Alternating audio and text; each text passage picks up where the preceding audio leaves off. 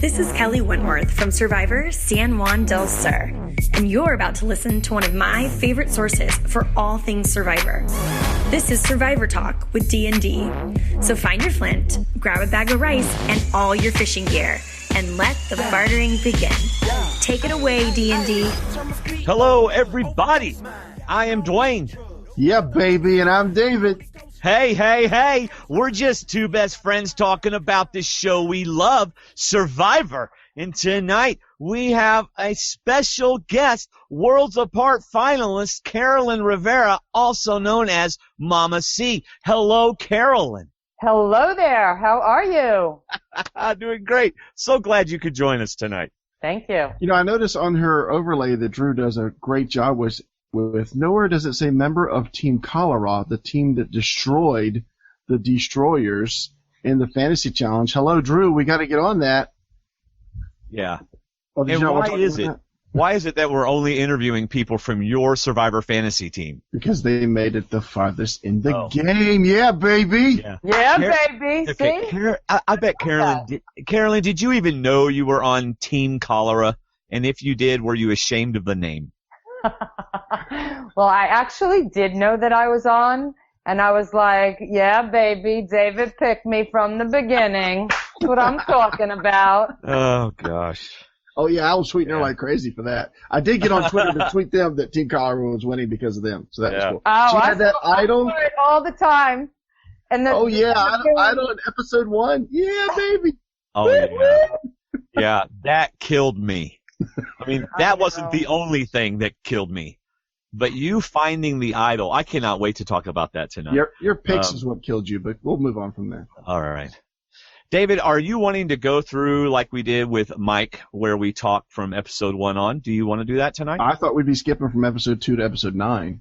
But well, CBS basically did. Actually, I do have a question per episode, but it's very small. She'll probably cover it in some other questions. So my questions are really pre-game and end of game, where I thought she shined. So. All right. Well, Mama C, Carolyn, we are glad that you joined us tonight. I believe you told me that you listened to our podcast during the season. Hope you enjoyed it. I did.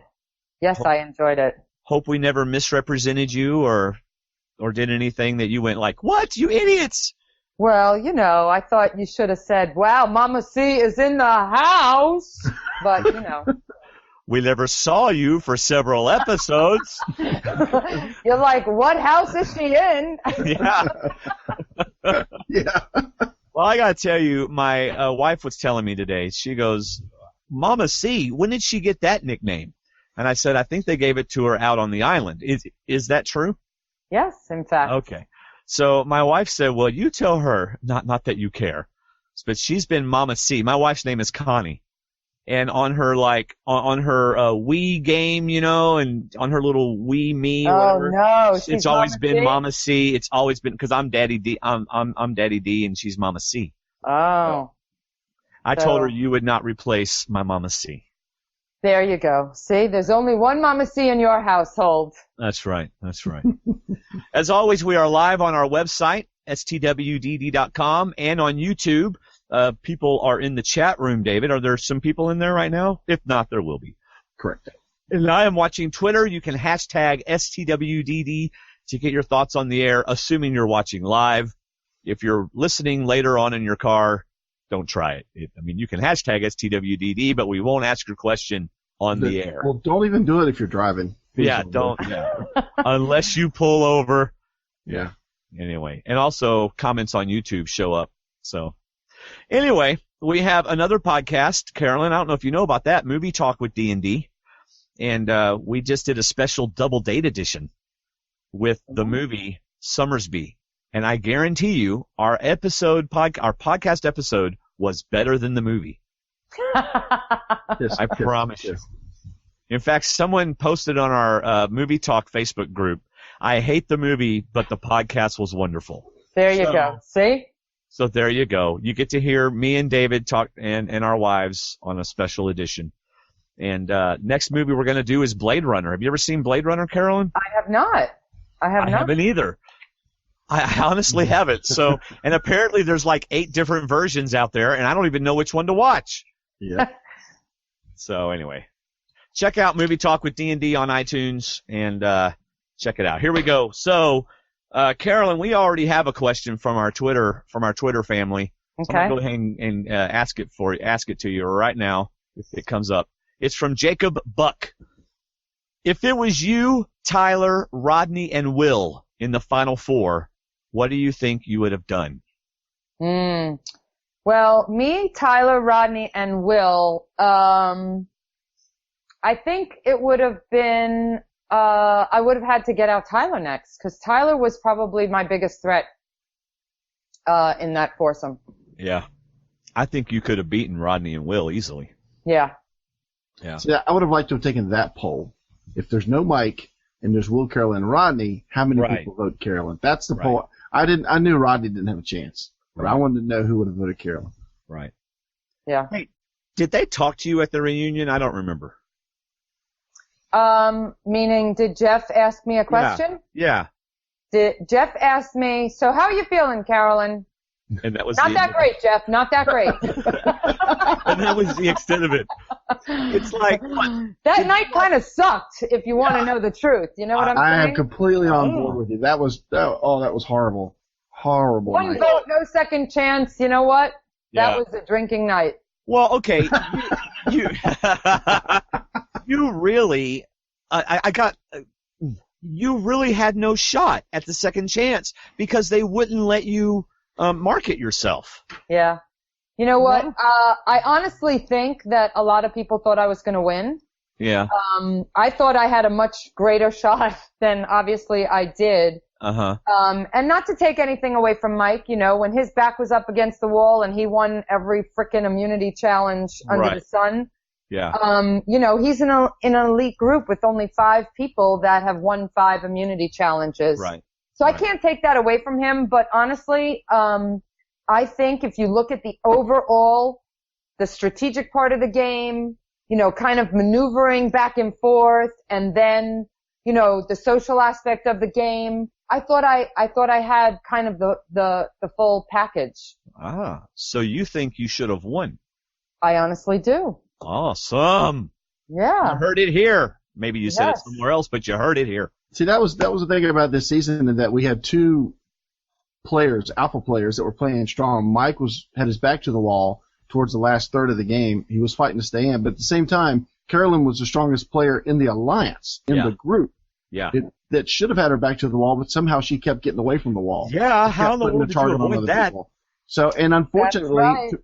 to me, the best promotion she could have got for second chance was in the edit, which I felt like she wasn't getting. Right. They were showing other people and other conversations, Right. which wasn't as much strategy, and it really hurt. Which I like you. I like your thought that it's almost as if people were thinking, you know what, she's probably going to win. Mike's not going to win every challenge. She's probably going to end up winning, which is why they're throwing her name out there for the ballot. She's not even going to be on the ballot come Wednesday night. They're going to have to take her off because she's going to end up winning, you know. And that's a good point. That's probably what a lot of people were thinking when they didn't vote for you. Yeah. That's what kind of people were saying was, that, oh my God, we thought that Carolyn was going to win because, I mean, it's not really likely for somebody to win 5 challenges in a row, because if he would have lost any time, he would have been gone. And There's you no probably would've question won it. about it. Right. And then you probably could have won it. I think I would have had it in the bag at that point. If he goes like final 7 or final 6, do you think you become the number 1 target then? I still think that for some reason they don't see me as much of a threat as, you know, the men, because I'm the oldest one on the island. You know, I think Dan said it in some of his confessionals that, you know, she wins challenges, she's friends with everybody, you know, she is a threat. So I think they started to see it there, and I think I might have become more of a threat at that point. See, that's why I liked Haley's question at Final Tribal, that she said, do you think the title of Mama of the Tribe may have hurt you in the sense that they didn't respect your game because they saw you more as the older woman, the mom, when in fact you were kind of underneath cutting everybody's ankles when you needed to and making them vote the way you wanted them to vote.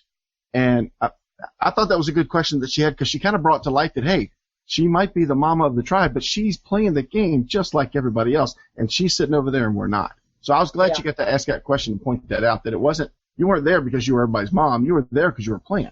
Yeah.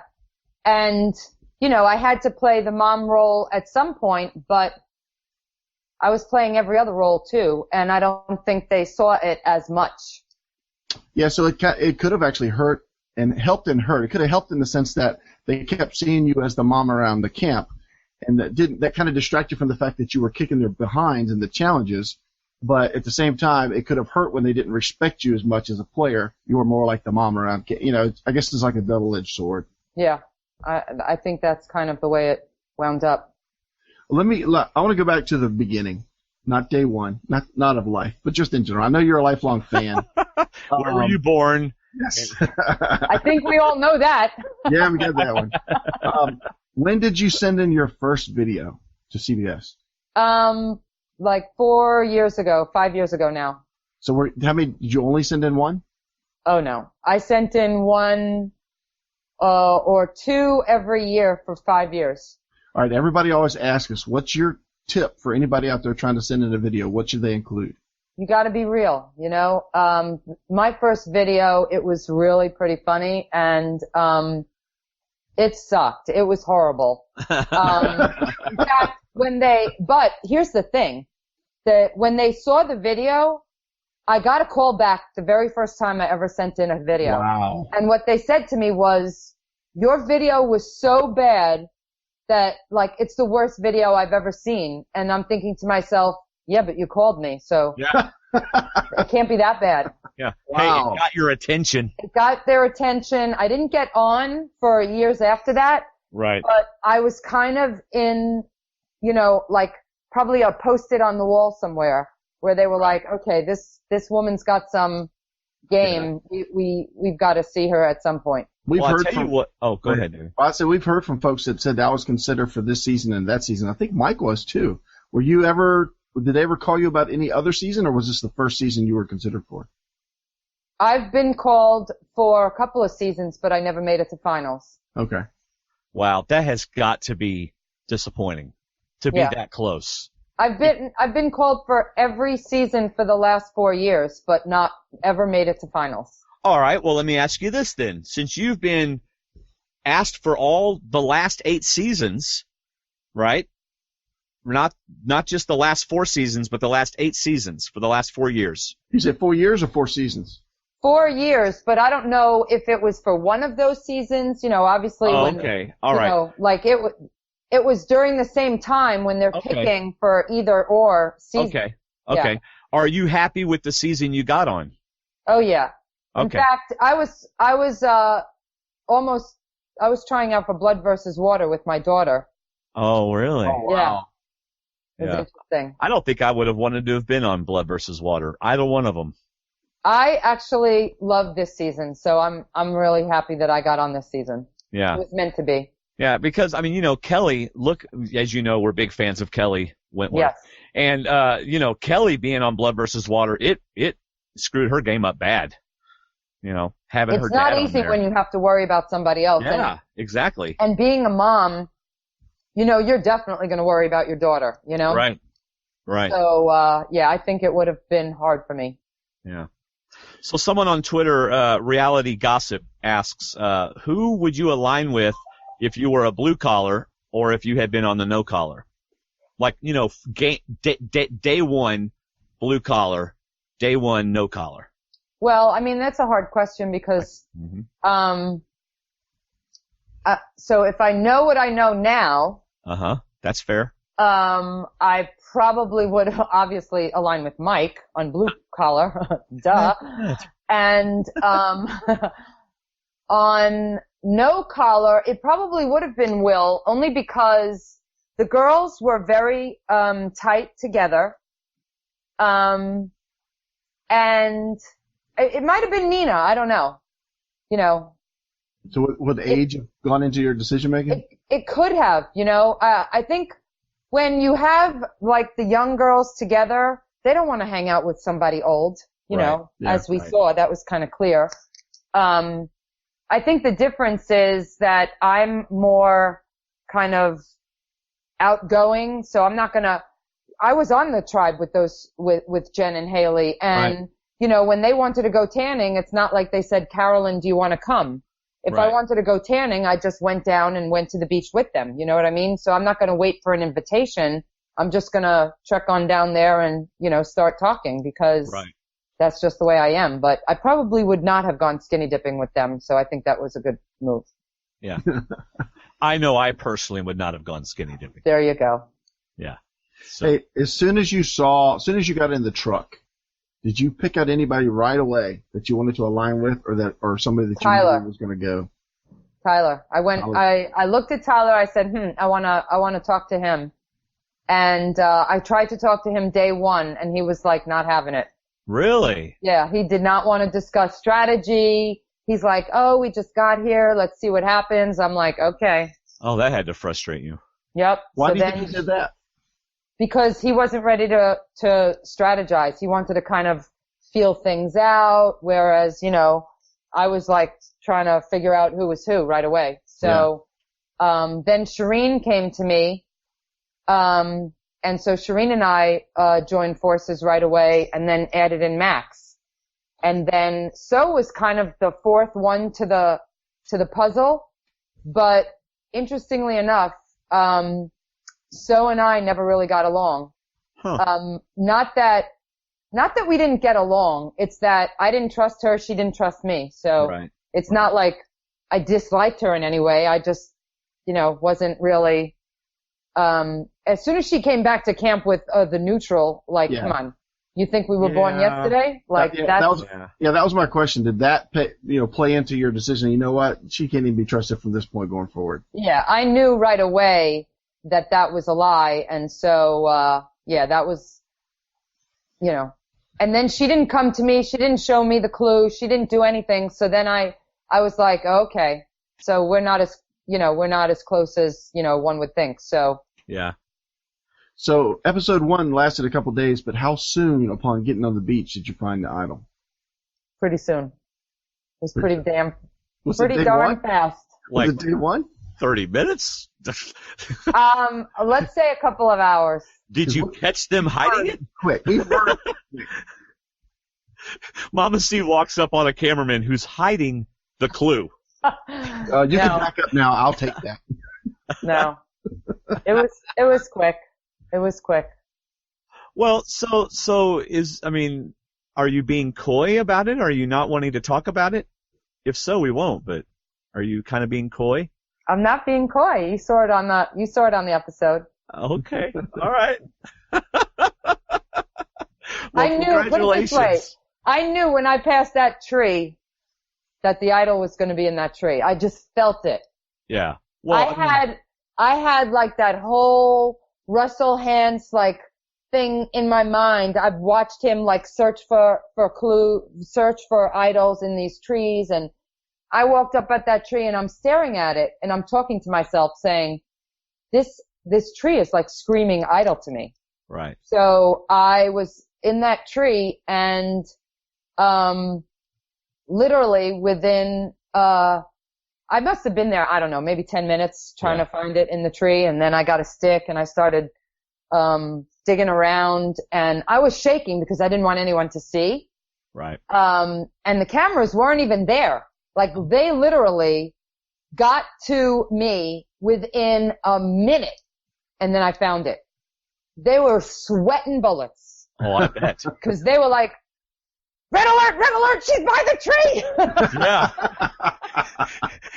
And you're going, why are they yelling over there? What tree? No, I What tree? didn't see any yelling because I wasn't really, nobody was really doing that, but, Right. Yeah, you I know. could We're see just in their playing. minds that they were Yeah. like, oh my God. And then when I talked to them afterwards, they were like, oh my God, we almost missed it because we didn't have any clue that you were up there. You kind of like snuck away. Yeah. And, cause I was honestly looking for, bamboo and coconuts. Uh-huh. And then I passed the tree and I was like, wow, okay. Yeah. It called me. They would have had you replay it, you know, if they had Probably. not caught you. Yeah. But I was like panicking because I thought that people were following me. And then I'm like, okay, I ran. I felt like a mile after I found that idol. Yeah. To hide it. I ran so far. I climbed over these rocks, like literally, it was so far away. I was like, okay, Carolyn, you're such an idiot. Like, you can never get it back. You're hiding it. Yeah. So then at night, I went back to where I hid it to find it, like in the dark. I almost killed myself literally because I had to climb over these rocks and over this big cliff kind of thing. And then I had to, bury it someplace else. Wow. I tell you what would have been amazing is if you had found it and they didn't know you had found it and you didn't tell them and you like hid it and they never knew it. That would have been absolutely hilarious. I know. That would have been kind of funny. It would have been. And then you'd like play it and Prost would have went, wait, where'd that come from? That would have been awesome. They would have probably went by and checked the tree. It's gone. Yeah. What happened? Who has it? Yeah. Anyway. So what led you to tell Tyler about the idol? Do you remember when you were oh yeah, I remember it like it's yesterday. So that day, I knew my name was coming up at Tribal and I did not want to play it at all. And so I knew that Shireen and Max and I were going to all vote together, but that would leave Tyler and Joaquin to vote against, me or Shireen. I knew it was me or Shireen. Right. Interestingly enough, I'm like, why would they vote for me? Because I didn't do anything bad in the challenge. I didn't lose that challenge at all. Right. Right? I wasn't behind on anything. And they told me that they were voting for Shireen. But I knew it was all in the hands of Tyler because Tyler was like the number 4 man that I needed. And so he was kind of then trying to talk to me. And so I said to myself, the only way, I knew that Tyler was all about trust and integrity. So I figured the only way that I could really have him on my side was to tell him that I have the idol. And as soon as I did, it like locked it up for us, until the day he went home. Yeah, because he never told anybody, so you picked the right person to trust. Yeah. Yeah, I could, I could read him and I just kind of felt like that was the kind of guy he was. So as soon as I told him and then I knew we had the numbers, I honestly didn't know that they were going to vote for me. I thought they were voting for Shireen at Tribal Council that night until, of course, we got there. And then once people started talking and everything started coming out, I was like, damn, they're voting for me. Okay. But then in my mind, I'm thinking, all right, Carolyn, you're going to have to trust here. My heart was palpitating because I'm saying to myself, oh my God, if I go home with the idol in my pocket on day 1, I'm seriously going to have to kill myself. But I just felt like I didn't have to play it. And, that's the way it went down. That's 3 big things that happened to you in the first episode. Yeah. You find an idol. You take a big risk by trusting someone to tell them about the idol, which ended up working in your favor, and then you didn't play the idol, even though did you take it with you? Because I've also been told you didn't take idols to travel very often. I didn't, actually. But yes, I did take it that day. Okay. Yeah, Tyler was a little upset with you at one point. Well, first of all, why would I take my idol to Tribal Council? I had immunity the day that Tyler was like, why didn't you take your idol? Why would I take my idol? Because I know I'm not using it. Because Tyler was under the misconception that you would use it for him. Maybe I would. I honestly probably think that if I was going to be truthful, I probably wouldn't. But I don't know. Maybe if I felt, Natalie used her idol for another person and it worked in her favor. So they do sometimes work out like that. Parvati used hers for somebody else and it worked out. But a lot of the times people use their idols for somebody else. They get voted out either that night or the night after, Yeah. Right. Now, this was a good season for idol play. 3 well-played idols. Yeah. Oh, excellent season for it. Yeah. So let me ask you this about tribal councils in general. We generally hear from players that the vote is determined before they ever get there and people don't change anybody's mind. At any point during this season, did the dynamic of tribal council change a vote? There was only one time where I changed my vote. and that was the Sierra Rodney vote. I had no intention of voting out Sierra that night, and the only reason why I voted for her is because I knew I couldn't save her. That was everyone else that night was voting for Sierra, and if I voted against Rodney and for Sierra, I figured that would put me at the bottom of the totem pole, which I was at anyway, so it didn't really matter. But that was the only time that I literally had no idea who I was voting for that day. Yeah. Yeah. Wow. Okay. All right. Do you know if anybody else, like, were you ever part of a large group that was going to vote one way and then it changed? I think the only other time that people panicked was when Mike pulled out his idol and Tyler and Will voted for Dan that night. Right. I do. Everyone was supposed to vote for Shireen. Right. You know, I mean, everyone knew Mike was not going to play his idol. Come on, that would have been the dumbest move on him forever. Right. Right. And well, so, except for Will and Tyler, they apparently. Yeah, I don't know. I don't know why they thought that would change, but. Well, just in case, because Jen did pull out an idol that took out Kelly, so you never know who might do a crazy thing. But yeah, he wasn't going to play it on Shireen. Exactly. And I thought that was weird. I'm like, why did they vote out Kelly when they could have gotten Mike out that day? Yep. Yeah. Don't know. All right. When they were out idol hunting, was it true that you were just sitting at the shelter watching them and laughing? Were you worried about that at all? That they were? No, actually, you know, they made it seem like, oh, she's an idiot, like she's not even looking. Mm-hmm. But the interesting part about it was that everyone thought that I was like the mom. The only person who knew I had the idol at that point was Tyler, and my alliance, who was Max and Shireen. They were like, listen, we'll go out looking for the idol. You stay at camp, watch the fire, because clearly you know we didn't want the fire to go out. Right. And so I was like, are you sure? I mean, I really want to go with you guys. And then they're like, no, you stay back here. And I'm like, all right. And I'm thinking to myself, yeah, baby, relax. Yes. Don't do it.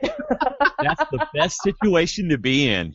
Absolutely. The funniest was Max would go and tell me, he would be like, Carolyn, why don't you go look for the idol now? So then I would take a walk up in the woods and the camera guys would be there and I would just sit on a rock and I'd be like talking to the camera like, yeah, I'm looking for the idol. And then I would just like pick up a rock and throw it. And I'm just sitting there relaxing on a rock hidden in the woods. Yeah. So yeah. That's awesome. Did you check back in when you got back with Max and said, no idol?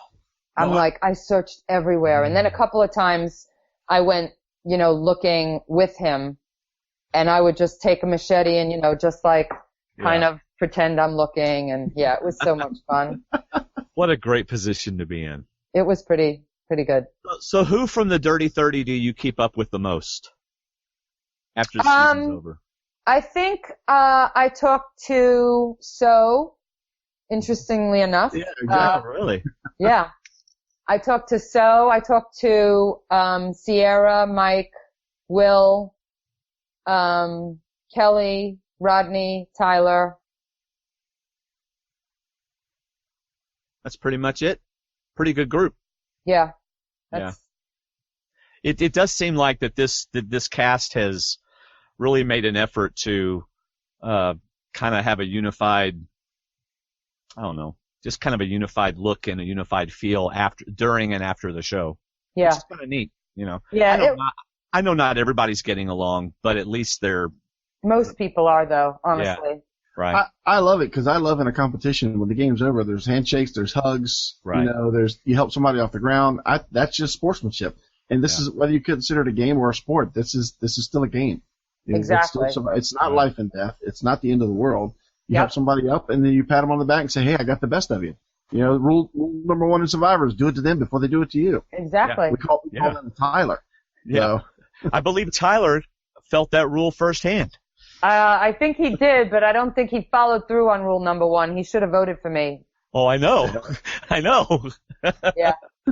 He is the one person who I'm a little disappointed in, honestly. Oh, yeah? Like you thought he would have played better?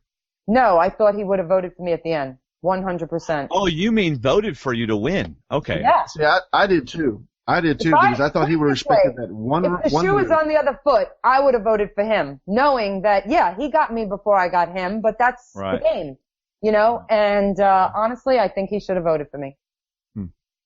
So I'll get over it. Okay, yeah. See, I don't know where I would have been, because for me, the fact that Mike was going to be gone at any time he lost just really put him up there for me as the one I would have probably voted for. Just knowing that any of those episodes or any of those challenges he would have lost, he would have been gone. Just, I don't know. I think that would push me over to have voted for Mike. Well, that's what I respect that, but at the same time, you got one person that you're with from day one. Yeah. And you're trusting, and they just flip the switch before you do because you were a threat, not because they didn't like you. They loved you. That's why they had to get rid of you, because you were so likable. Ponderosa loved Tyler. They were talking about Tyler as soon as they got there. Yeah. You know, and I kind of agree that it's just Tyler did. I mean, he went the way he went, but still, at the same time, why not vote for your friend, your closest friend, who was smart enough to get rid of you before you got rid of them? Well, see, I don't know if I'd vote for you, David. I just don't know if I'd vote for you, David. That's because you wouldn't be on the jury. That's why I was on David's team, Dwayne, okay? That's why I was on David's team. And me and David are like, you know, buds, I'm telling you. There you go. There you go. Just saying. You go. Dwayne, do you have your yellow buff? Do you have your no, I didn't collar find buff? any buffs. See? Hello. There you go. White collar. Yeah, baby. Yeah, baby. Oh, nice. Hey, so let me ask you this. Was it what you expected? Go ahead. Hold on, David. Was it what you expected? Being a fan of the show, you get to go on and see behind the curtain. You get to see what it's like being on the beach. You get to see tribal councils. You get to see Jeff. You get to see the challenges. You get to see them videoing you walk off the beach 8 times before they actually let you get on the boat. Was it what you expected? And what did you learn?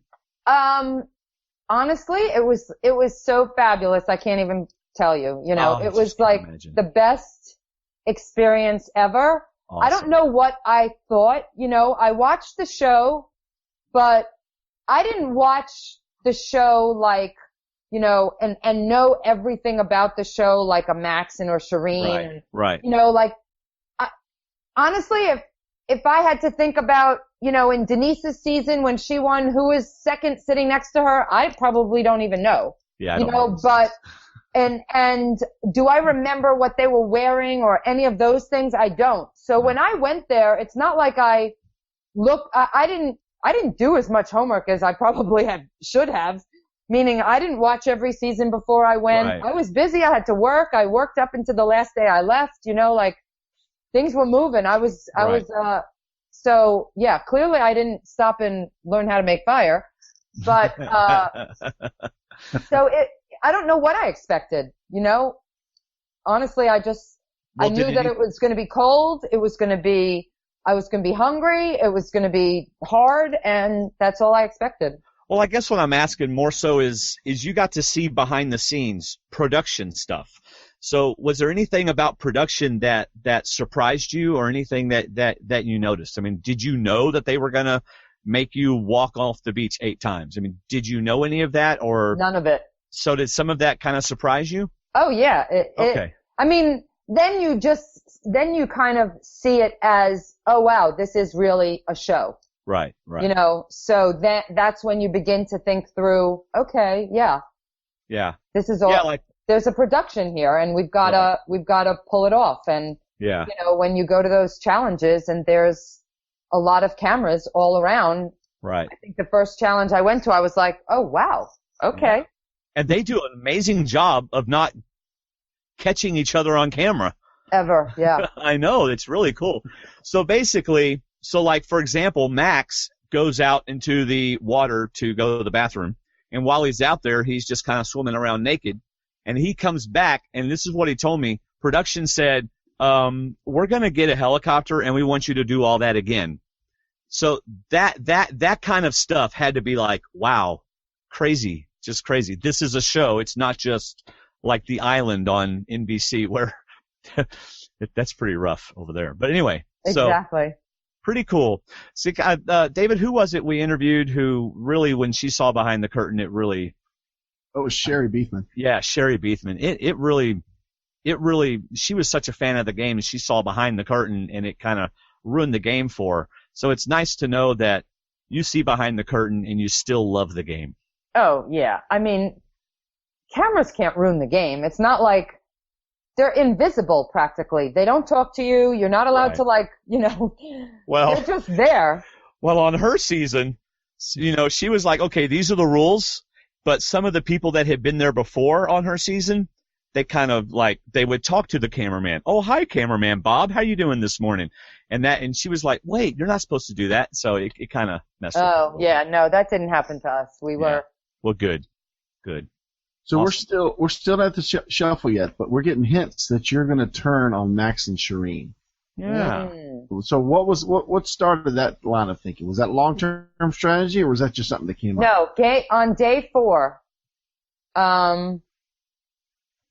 after Tribal Council, I was walking past Max and Shireen, and they were talking, as they always did. They always talked together.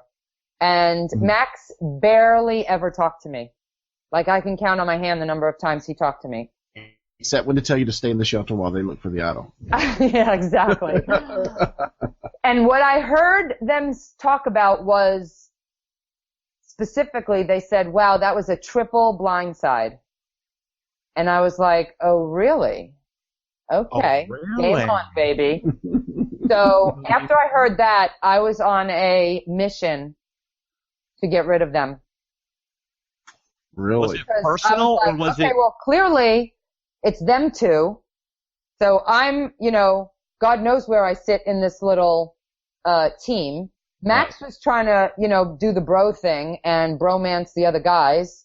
And so I was like, okay, I was working Tyler and Joaquin. Uh-huh. And I'm like, Max gotta go. If we were gonna lose a challenge, I was going straight for Max. I don't know that they were 100% on board with me yet, because they were still thinking Shireen is the weakest link and we have to get rid of her. Mm-hmm. But then, so I was on that mission, but what sealed the deal for me was when Max came to the shelter, and it was me, Max, Tyler, and Joaquin. And he said, next challenge, we're going to have to sit somebody out.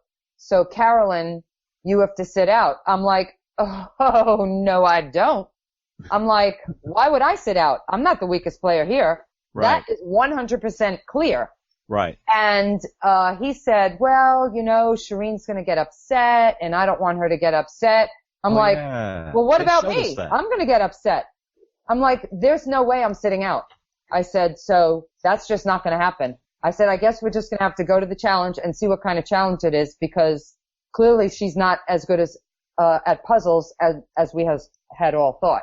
Right. And I'm just as good as at a puzzle. So, and I didn't sit out, if you recall. I played that challenge. Right. Yeah. Yeah, they actually showed us that scene, or at least part of it. Right.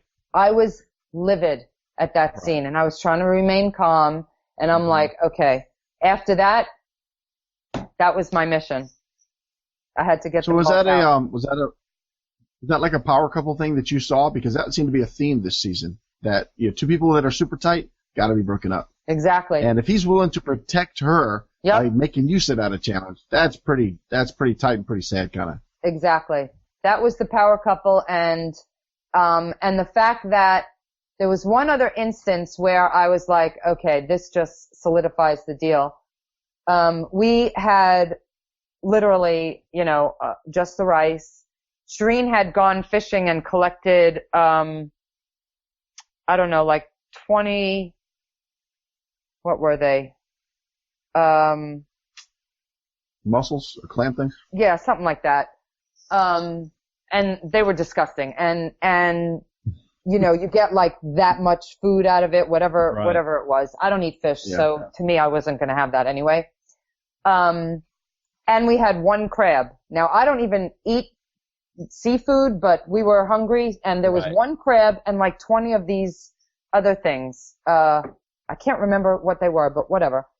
And so I said, and Max wasn't there. It was me, Shireen, Tyler, and Joaquin.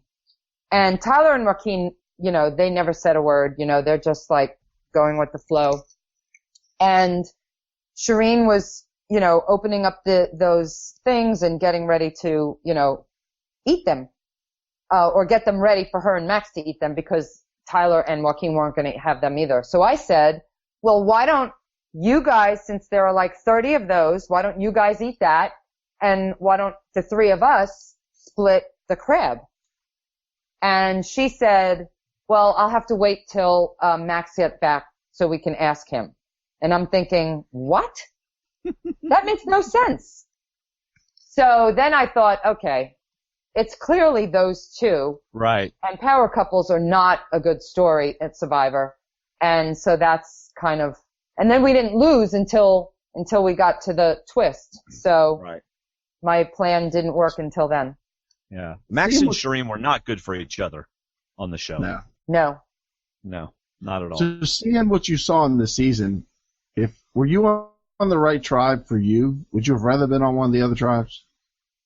Well, honestly, I mean, I am a white collar. I can't lie about that, in terms of my day job. But, I think I would be more of a blue collar than a no collar. So I think I could have fit on any tribe, but it would have been easier on the blue collar than the no collar. I think just because of your social game, you seem more, whereas the white collar people seem very intent on what they wanted to happen. Yeah. They just didn't seem very open. When somebody comes to you on day one and wants to align, you say yes. Yes. You don't say, let's think about it for 24 to 48 hours. Yeah, no, so day excited. one. Oh, wow, they came to me. Yay! Yeah. That's right. I'm the free alliance. Come get me. Yes. Come line me up. He's a just kicker. that He's not used me. to that kind of commitment. That's right. Yeah. He's like, what? You want me? What if I mess up? I'll be on the next tribe in 24 hours. Yeah. Yeah. I'll be drafted or traded. Oh man. So, all right, David, so after going through all that, then we come to like the fourth episode, and I know we're skipping around, but I've tried to hit points in each one. But then so tell me what was worse, looking at the other tribe of Mike and Joe and the beef over there with one Sierra, or looking at your tribe, which was mostly no collars, and then Will and Max. So which was, I mean, you get on Survivor, you went to your first tribal council, you survived, you go through a couple more episodes where you don't go to tribal council, you're still on Survivor, and all of a sudden, you're on this new tribe. You're on this horrible Was it a balloon deflation, or were you still elated you're still on Survivor?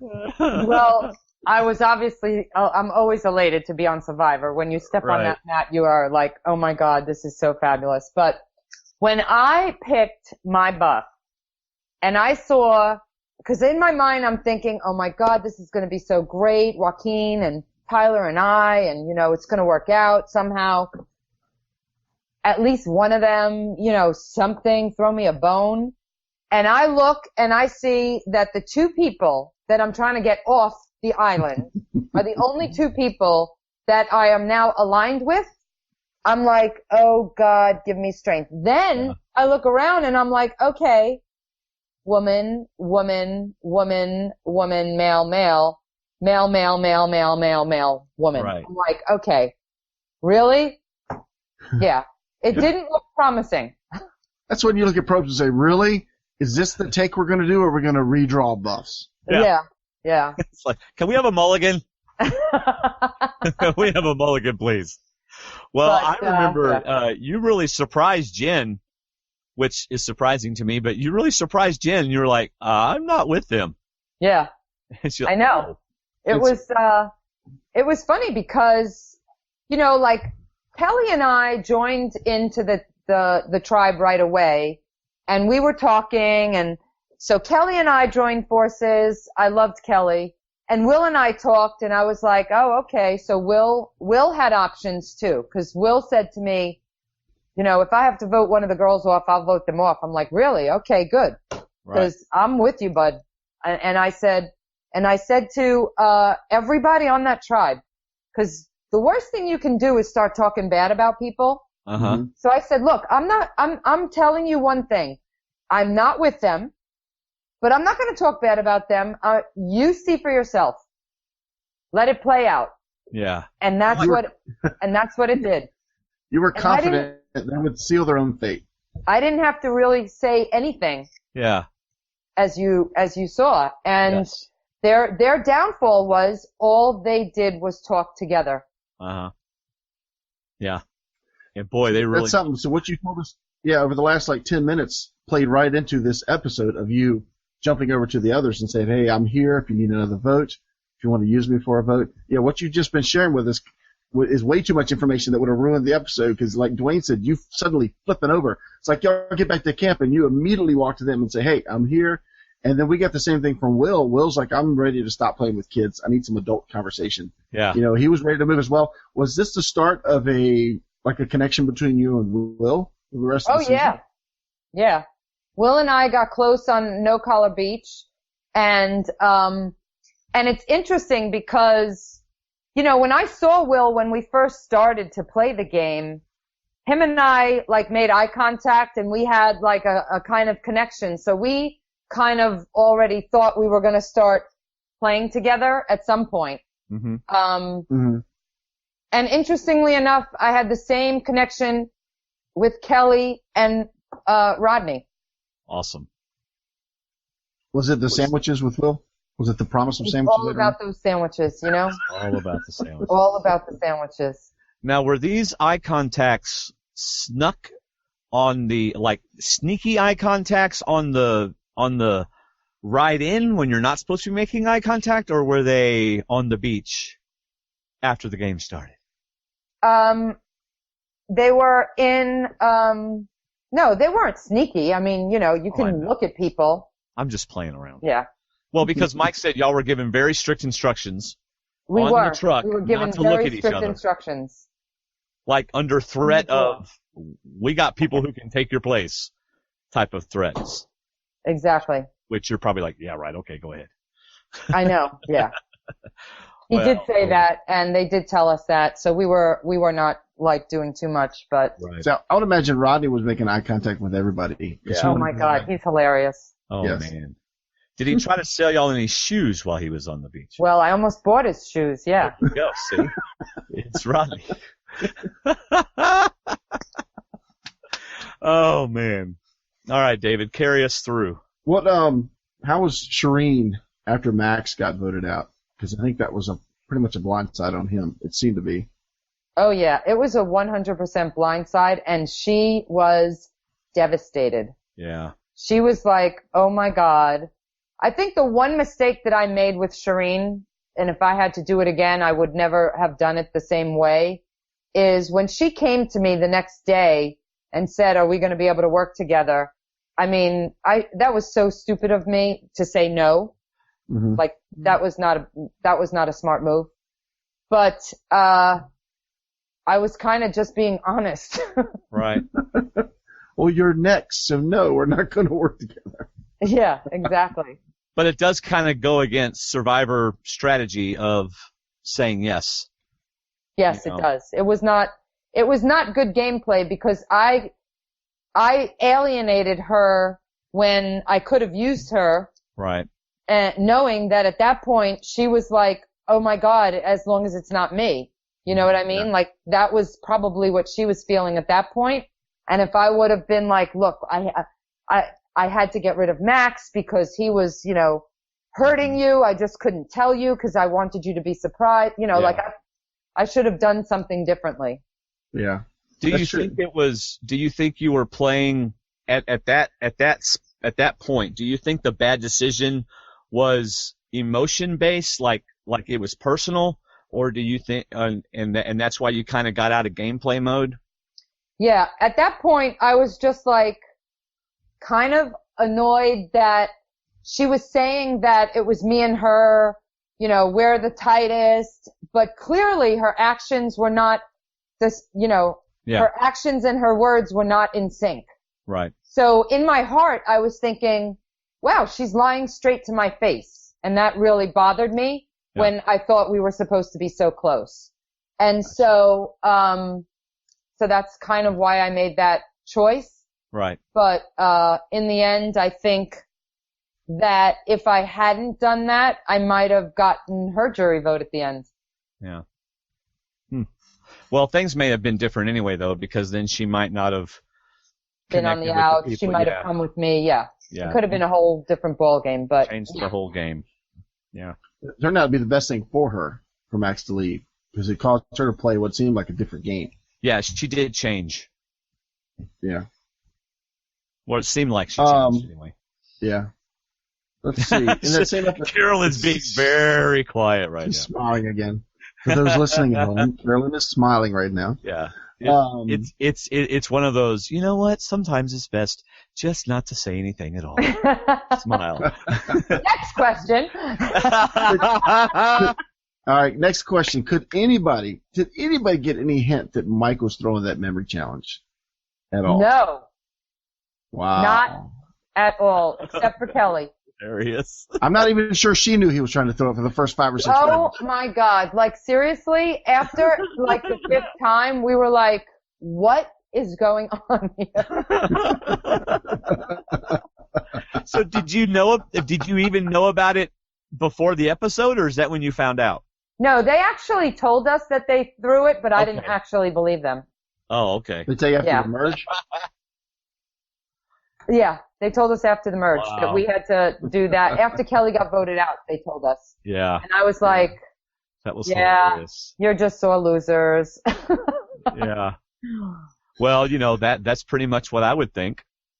Yeah. But apparently, it's kind of the whole mindset about throwing challenges seems to be kind of switching to now. Mike really defends it. Because I remember a season and a half ago or whatever, David and I were like, never throw a challenge. But it's starting to kind of have this. If you can use it to your strategic advantage, then throw it. It's coming Yeah, I from the mean, game. I don't know that it's a one way or the other. Right. Kelly wasn't going to go home next. Shireen would have gone home next, and then who knows what would have happened, because then you would have had 2 strong players still in the game with Joaquin and Joe.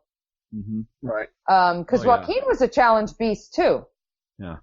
That's what Mike said, yeah. He would have liked to have seen Joaquin get a few more single individual chances. because he thinks he Joaquin was would have a really done challenge well at this beast. trial. Whoever doesn't know that, yeah, Joaquin was fabulous at challenges. Yeah. Well, you weren't so bad yourself. My No, I gosh. wasn't, was I? The only girl who won a challenge. I mean, seriously, you could have stayed on that pole forever. It's like no one had a chance against you on any endurance challenge at all.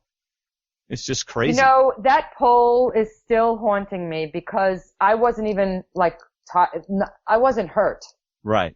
I readjusted and slipped. Yeah. And I know that Joe was hurting. Yeah. And I know, was trying to stay on for dear life, but his chest was all bloody and, Oh, yeah. I was so annoyed with myself after that. Cause imagine that, I would have won all 3 endurance challenges. Yeah. Yep. That would have been pretty Because cool. you literally look like you were just having a nice, pleasant dream during endurance challenges while everyone else was dying. I mean, it's I don't know seriously. why. It's like I get in game mode Yeah. and I put my competition hat on and Yeah. you're good to go. But, some of those other challenges, ugh, Yeah, well, not so much. Before we get to the rope challenge where it looked like you took a nap, the merge. What changed for you at the merge? Well, I mean, come on, she was asleep, and the guys were looking for where they were going to fall, and she was pretty much asleep through the whole challenge. Yes. What changed for you at the merge? What did you notice? I was what did all you do about the no collars. I was definitely going to stay with the no collars. When we got to the blue collar beach, it was like I was invisible to them. Haley was out talking to Mike. This one was talking to that one. And it was like Mama C is nowhere to be found. So I was like, okay, plan B. This is not going to work. Mm-hmm. So, I knew that, Will and I had a thing, and I knew that Kelly, and I were cool. And I was talking to Kelly to find out where her head was at. And then, Rodney comes up to us. It's, me, Kelly, Will, and Rodney to the end, final four. And I was like, okay, I'm in, let's do it. So it was at that point that I was like, okay, I'm over it. But I didn't tell the no-callers that until after the vote. I told them basically that, I'm like, look, you guys don't need my vote now, so I'm not going to vote with you this time because I want to see where their heads are at, and then this way I have an opportunity to kind of keep us in the loop as far as who they're voting. Mm-hmm. So, I told them right off the bat that I wasn't voting with them that first vote, and, they were fine with it at that point. Do you think that's what led Jen to play her idol? Well, I never told them who we were voting for, but, I think they knew that it was one of them. Yeah. Mm-hmm. Now, initially, interestingly enough, it was gonna be Shireen. But then we all decided that Jen was better at challenges than Shireen, and so no sense to get rid of Shireen. Yeah. Yeah. Yeah, kind of like once that merge hits, not being good at challenges is a blessing. Exactly. I mean, if you're not going to win them, it's a blessing. So. Exactly. Yeah, I think I think going back to that where they threw the challenge and got rid of Joaquin, the best way to play against Rodney is to keep him on edge, not keep him from being happy. Because the more he's on edge, the more outward he's going to be with his plans and his thoughts and his ideas, and then you see what he's doing, and you keep him in a stressed out mode, you got a chance to beat him. Otherwise, he seems like a hustler and a player, and he's just going to talk until you either agree or you fall over from dehydration or something. He just seems like one of those people, and I liked them voting out Joaquin, which is what kept him on edge. But then in the merge episode, we get so much of him, courting with Will. All of a sudden, he's aligned with Will. And then he, like you said, he brings in you and Kelly. And did you know that Kelly was still tight? You had to assume she was still tight with Mike in the blue collar. I didn't know that they were as tight as they were, honestly. Mm-hmm. I didn't know that because she was telling us that she hated blue collar and that, she's so glad to be off of that. They're dysfunctional and all of that. But when he threw the challenge for her, that solidified her alliance to him, regardless. Now, we always thought that, Kelly and Mike were friendly, but we didn't realize how friendly. Right. Yeah. Yeah, because at the merge, we saw them hug, and all of a sudden he pushes her away. Like, hey, we're back, but we can't do this. Don't do this. We don't want to be the twosome. Yeah. So that was smart of them, apparently, if y'all didn't notice that. Yeah. And, that's why Tyler and I didn't even, barely talk. Right. And that's when we came up with our little code. Well, tell us more. So Tyler and I decided at the merge that power couples are death. Right. Right? So, and we already knew that Jen and Haley were a power couple. So we decided that we were not going to be talking a lot. We were not going to, show anybody that we were close. But if we wanted to talk strategy, we had like a little sign. And so, if we went like this, then that was a sign to meet, and we had a certain meeting place. Oh, and wow, then we cool. would go to the meeting place. I think you saw it on one of the episodes. We met at the meeting place, and then he would go one way, I would go another way, so we would never come back to camp at the same time. I think I remember that. He goes, okay, now run around the back. Right? Yeah. Exactly. I do remember that. So if you cleaned your teeth. Yep. So God forbid you actually needed to clean your teeth. Yeah. Don't do it in front of Tyler. Oh man, that is great. So what, was there an episode or an event that, during the show when you were watching it that surprised you? Like you're like, whoa, I didn't know they were going to show that, or wow, I was not expecting that, or anything like that while you were watching the show. Well, I did not know about them throwing the challenge. That to me was like... That was the biggest? That was like, wow, okay, so this was real. Right. Yeah, because you didn't believe them. I didn't believe him. Right. I still think I beat Rodney. What about Did you think they were going to show that at all? Oh, I wanted to kill myself. Oh, that's awesome. You know, one of the funniest scenes that they didn't show that I was pretty shocked about, because I thought it was hilarious. When we won the fishing challenge on the White Collar Beach. Uh-huh. So we win the challenge and we get all this fishing gear. Okay, so Am I not easy? so we get a crab trap. We get like, you know, all these hooks and line and all of that. So we're on our way. We're right in front of camp. And on top of the crab trap was a piece of paper. And wow. so I pull off the piece of paper because I know already that I have the idol, right? Mm-hmm. And I'm like, oh my God, if there's no clue, then people are going to think somebody has an idol. So I take the paper off, I fold it up, and I put it in my bathing suit top. Shireen, of course, sees me. And as soon as we get back to camp, she's like, let's go to the water well. Let's look at the clue. And I'm thinking, okay, well, now I've got to figure something out because she saw me and there's no way I can show her that because we clearly know it's not a clue. So I take the paper and I'm pacing and everyone's looking at me. And then I'm like, okay, guys, look, I've got the clue. I'm telling you right now, last night, nobody fought. Nobody went out looking for idols. It was such a great day. We won the challenge. Like, that's the way we're going to play it from now on. I'm taking the clue and I'm throwing it in the fire and I'm burning it. And that's it. And Max is like, what? And at that point, there's no fire. So now I have to build up the fire. So I build up the fire. And as I'm building up the fire, Max bends down and he says to me, I've already made a fake clue. You are not throwing the clue in the fire. And I'm thinking, okay, you don't know me, but that's fine. So I build up the fire. I take the clue. I throw it in the fire and Shireen almost dives in after it. And then I go Queens. I'm like, stay away from the fire. And I take a stick and I push the clue into the fire and I burn it.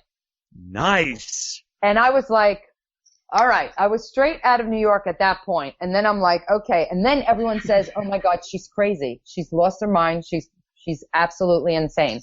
Uh-huh. And, well, what it was the instructions to the crab trap. We never caught one crab. I so wish they had showed that. Oh, that is great. No, it was hilarious. And everyone on the tribe thought that I was literally insane. Except for Tyler. And Tyler was like, damn, that was good. What would have been great would have been Max and Shireen going through the fire the next morning, and Shireen said, Max, I think the idol's in a crab trap. I think it's in a crab trap. I saw the word crab. The funniest was literally we could not figure out how to use that crab trap. Oh, if only you had read it before you burned it. I know. I kept saying to myself, man, that would have been smarter. Oh, man. That is a great story. Yeah. It's a great story. That's funny. Have you told that anywhere else, or is this the first time that you've told that on a show? Live on your show. There you go. That's what I'm talking Thank about. You so much. It is a first. There you go. D&D Survivor Talk. We get the exclusive crab story. Yes, you did. All right, Or burning a clue story. Okay, go ahead, David. Getting back to the bottle. Oh. Really, David? You're going to torture me with that? Okay, listen. You take a sip, all right? Here's what happens. You take a little sip. You go like this. You feel nothing. Okay? You're hungry, you're starving, and this is how sick I am. So my whole life, I never drink regular soda. Right? Because in my mind, I'm thinking, who's wasting calories on regular soda? I'd rather have a piece of cheesecake. Right. Gotcha. Mm-hmm. All right. I'm on Survivor. I probably lost 15 pounds, 10 pounds by now. I don't know. Whatever. One could drink a regular soda and not worry about it, right? You didn't want to waste your calories. But in my mind, I'm trained.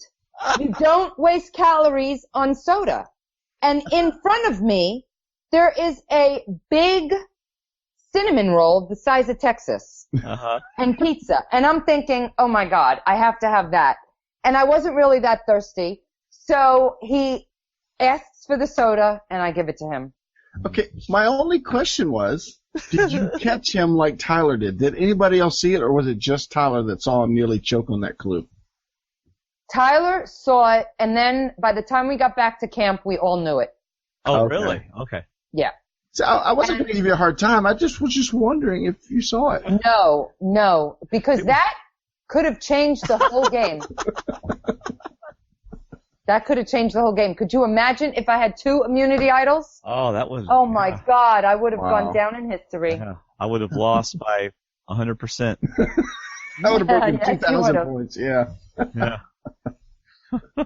Well, that was quite funny. I believe that was the longest swig on a bottle I'd ever seen. Oh my God, yeah, that was horrible. And she's staring at a cinnamon bun and pizza while he's choking down a clue.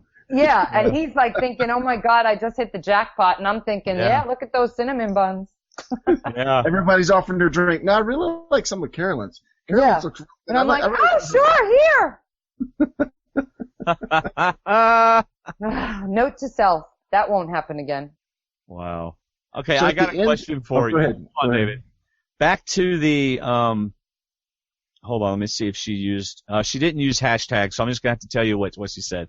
This is Rachel on Twitter about your whole in the fire crab story.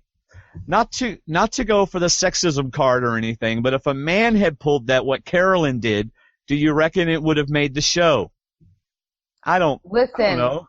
I don't know that it's male-female. I think this season was all about the biggest, loudest personalities because there were some funny things that happened that didn't get shown because of all the other drama that was happening. Okay. Because I actually thought to myself, I think I'm pretty funny. And I think a lot of the funny things that I did or was that were said or was out there, they didn't really get shown. And I even said to Jeff, I'm like, I think you guys like the men better than the women because, this season was not a lot about the women. And what did Jeff say? He said it was all about bigger personalities. No, this is what Jeff said. Say it again, and I'll show some raw footage, baby. No, I think what Jeff said was, so how you feeling now, Carolyn? And that was it. That was the end of it. Yeah. At the reunion I'm not show. feeling that great, Jeff. Jeff's like, you don't want to see me angry. You don't want to make me angry. No, I would never make him angry. Oh, my gosh. God forbid I ever cross Jeff. So, anyway. Well, what are some other funny things that you did that you'd like to share? Or any other funny stories while you were out there, yeah. I mean, we would play games by the campfire at night, and we would tell jokes, and we would sing, and we would kind of like do kind of crazy stuff. I don't know that I have another story like the fire one, but we actually had a really good time, and it sometimes appeared that we were like always fighting, which I think if you see by how close we are now that we couldn't have been fighting every day if we like talked to each other like once a week. You know what I mean? I think some people are making the comment that they're trying too hard to show that they get along, and it's like, no, we just saw the parts of the family that didn't get along. We didn't see the 90% of the time when they were playing games out in the water and we're doing stuff around camp, because both Mike and I think Sierra talked about it in one of her interviews, that we were on each other's shoulders out in the water playing games and stuff, and and we might have fought twice a day, but it was like 5 or 10 minutes apiece. Right. And then we were playing games somewhere else. I mean, like Rodney, he was cursing me out left and right because he was hungry. And, I talked to him 20 minutes before this show started, so we're all pretty tight, and, Rodney was just hungry. Yeah. Well, CBS, it's a show, and they're trying to get ratings, and what gets ratings? A bunch of people having fun by the fire, clean fun by the fire isn't going to get ratings now if you haven't. But anyway, arguing gets ratings. And, this year, I think our ratings were the highest Yeah. since 2012. So, Yeah. you know, it is what it is. Yep. All right, But David. I wasn't gonna be one of those psycho crazies. I kept my panties on and I didn't be screaming nasty stuff. There you go. Yeah. All right, David. We are at around bringing the popcorn, which is around episode 10. Yeah, that was, and right at the beginning we get Rodney pulling together his Axis of Evil. How'd you like being in the Axis of Evil? Yeah. I loved it. Yeah, I'm all about the Axis of Evil. Whatever works for Carolyn. Whatever keeps her on the go, man. Hey, you know, gotta have options. That's right. That's right. Exactly. Never turn down a free alliance. That's right. Exactly. That's my Never motto. know when you need it. Yeah. That's right. Had you had any dealings with Mike by this time? This was, I mean, I'm sure that you guys had already talked about getting rid of Mike, but this is when we saw the fans that, hey, we really got to concentrate on Mike. It's Mike from now on. Joe's gone. Joaquin's gone. It's Mike from now on. Had Honestly, you had any private talks with him? It wasn't Mike yet. So what happened was Rodney and Tyler were trying to be, we had a plan. The plan was we're 7 strong. Let's stick to the numbers. Let's get the no collars out first. Let's get Shireen out. And then we're 7 and then we'll figure it out from there. Mm-hmm. Stick to the plan. Stick to the plan. Stick to the plan. Rodney and Tyler are like, oh my God, you know, Mike's getting too crazy. Let's get him out. I'm like, stick to the plan, guys, because you're only going to cause problems. Mm-hmm. We only have a couple more votes to go. Just take a chill pill. We got a couple left. So I talked them out of voting Mike out earlier. But, you know, then Mike heard us talking. Which cracks me up because Mike was talking about Final Four with other Final Four people. Oh, yeah, Everyone talks about Final Four. I mean, come on, it's Survivor. Yeah. You talk about Final Four with 15 people and you're all in the Final Four, you know, with every one of them. Yeah. Right. So, I mean, but he just went crazy. And that was the twist for him. His downfall was that episode. Yeah. Yeah. Joe is just gone. I'm sure he wasn't in your final 3, but do you remember who was in your final 3 at this point? You and who else? My final 3, bring home the popcorn. So Kelly was already gone. Yeah, the auction. That was the auction episode. Joe was gone. Mm-hmm. And Haley was gone. Yes. Okay. So my final 3 at that point would have been, Will and Rodney. Oh. And you would have easily won. Absolutely. Yeah. Tyler would have been in Final Four, but, that would have been tough for him to lose the Final Four challenge. I mean, you got Will, no offense to Will, but I don't think Will's winning that challenge. And Rodney, thinking about what the challenge was, what was the staircase climb and the puzzle? So that would have come down to you and Tyler. Yeah. That would have been tough. Yeah. It would have been tough. So, David, are we at the auction episode yet? I believe that's what I just said. Yeah. A few minutes Hey, ago. don't get smart with me. just play along. I love that episode. If I ask a stupid question, David, you play along. You don't. I've been doing it for 8 seasons, 7 seasons. Well, you just called me out and made me look bad, so okay, sorry. I'm just playing. All right. So, Carolyn, do you think Jeff was going to give you your money back? You know what? I don't know if he was going to give me my money back, but I was going to fight hard for it. You have no idea. He was. Because I was, first of all, we all agreed. I would have never given him my money if we didn't agree. I would have foregone my letters. There was no way I was not going for the by the look on your face, I think he would have given you $40 back. Oh, because you walked back up with a look. I was like, I went straight to Queens. I was like, there is no way. Hell no. That's not the way we're going to play this. Yeah. I jumped right back up. Yeah. We're not going to commercial. Oh no, hold that commercial. I want my money back first. Never seen a commercial in the middle of an auction. Yeah, really. Well, okay. So if Mike had not given his word to Dan and had went along with it, right? In other words, if he had not backed down and would have kept the money and not bought it, you would have been in a situation where he would have had the advantage, which almost happened. How would that have changed the game for you?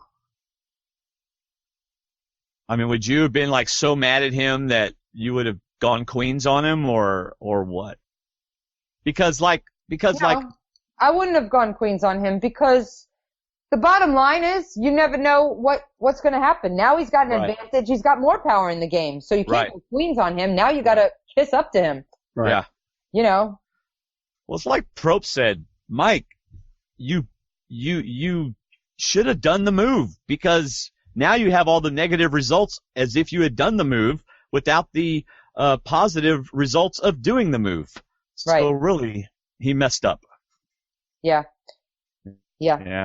I don't know whether Probst would have given me my money back, but they would have had to go to a long commercial, because I would have been fighting with Probst for a while. Oh, that would have been hilarious. That would have been awesome. We're going to take a second commercial break now. We're going to have to extend the season 1 week, because Carolyn won't shut up. Yeah. She won't leave the table. She's still at the table. I was kind of hoping, I mean, not really hoping, but part of me was wondering, whenever Shireen said, okay, guys, listen, this is what Probst is going to do. Part of me was thinking, be careful, Probst doesn't like being told what he's going to do. And I could have just seen Probst go, you know what, Shireen, you were wrong. And, and then none of you got your stuff. Oh, man, that would have been bad. Yeah. So I guess what I'm saying is, if I was Shireen, I don't think I would have, said this is what's going to happen. Because that's sure as enough you do that, Probst is bound to go, no, it's not. Yeah. So what about whenever Will got the first item? For a moment there, were you afraid that it was the advantage? Yeah, because I was like, wow, that's weird. He has something. And then I'm thinking, but that seems, a little bit crazy that we wouldn't know anything about it. So, I mean, I was just like scratching my head thinking, I don't even know what that is. Yeah. I thought it would have been. When he left, I was like, wow, that's bad. Well, yeah, once he left. But I thought, whenever they first did it, I thought, classic, wonderful move, CBS. Shock everybody, give the advantage at the very beginning. And, I mean, I just thought that would have been wonderful. But anyway. No. Well, the advantage didn't really end up helping Dan anyway. No, it didn't. In fact, to put a target on him. Yeah. Yeah. Yeah, it did. Yeah. But, yeah. So everybody knew what Dan's advantage was, right? Because Tyler went and figured it out. Did everybody know before that, or once Tyler told you, did y'all just tell everybody? I think Dan told Sierra what his advantage was. Okay. And Tyler told me. And once Tyler was gone, I told Mike. Okay. But ultimately, by that time, I think everyone knew what it was. Okay. Like, we were all pretending that we didn't know. Everyone knew. Right. Yeah. Oh, man. So what else did you like about the auction? The auction was fun. I enjoyed it, except I paid $480 for a black rock. Yeah. You still have yours? Because Mike has his. I have mine, yeah. Yeah. I have mine. Do you have any other memorabilia from the game?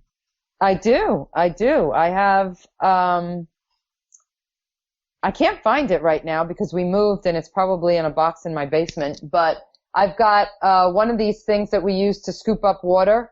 So we would boil the water and I would put it in all the canteens. Mm-hmm. So I have that, and then I have, a plate. Cool. I think that would be one of the coolest things. Not one of the coolest things, but that would be a neat thing about being on the show, is getting to take something back with you. Yeah. And I have my letters. I have a couple of the tree mail things. Yeah. And I have my bag, my canteen. Yeah. How many letters did you get? I got 5 letters.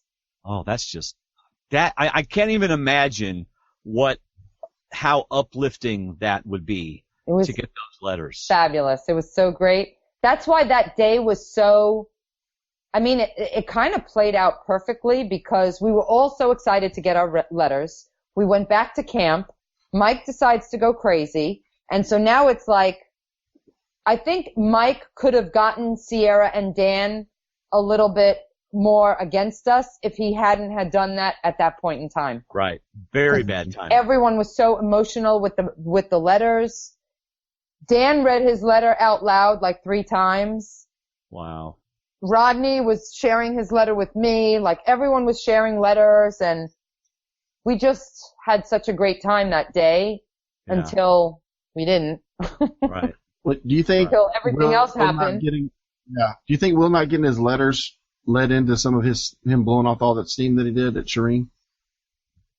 Honestly, I think he was so upset about being called a liar and like the integrity, like in his mind, he was so excited when we got back to camp to show us what he was giving us. Mm-hmm. You couldn't even imagine the excitement in him. Mm. And I felt just so touched by that because remember, I got a black rock. I ate nothing at the auction. Yeah, right. You know, everyone else ate except for me, Dan, and actually me, Dan, Tyler, and Mike didn't eat. Yeah. So when we got back to camp and he shared that, trail mix with me, I was like, wow, that is so sweet. And then I was away from camp when that whole thing went down. I didn't even know what happened until I saw it on air. Oh, really?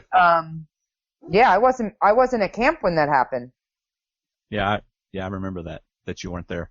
You know, but it's not really an insult to say to somebody, hey, you might be playing the game. I mean, I can understand when you really give of yourself and you want people to acknowledge that. But this is Survivor, and nobody completely trusts anybody. So for someone to say, you didn't give us all of it, shouldn't have been so much of an insult. It should have been more like, well, maybe I didn't or something. But anyway, that was my take on it. Listen, it went way too far. We all agree. I've talked that night when, after it happened and I found out what happened, I talked to Shireen. I sat down with her to find out how she was feeling because, you know, woman to woman, I don't want anybody to feel degraded or upset. Right.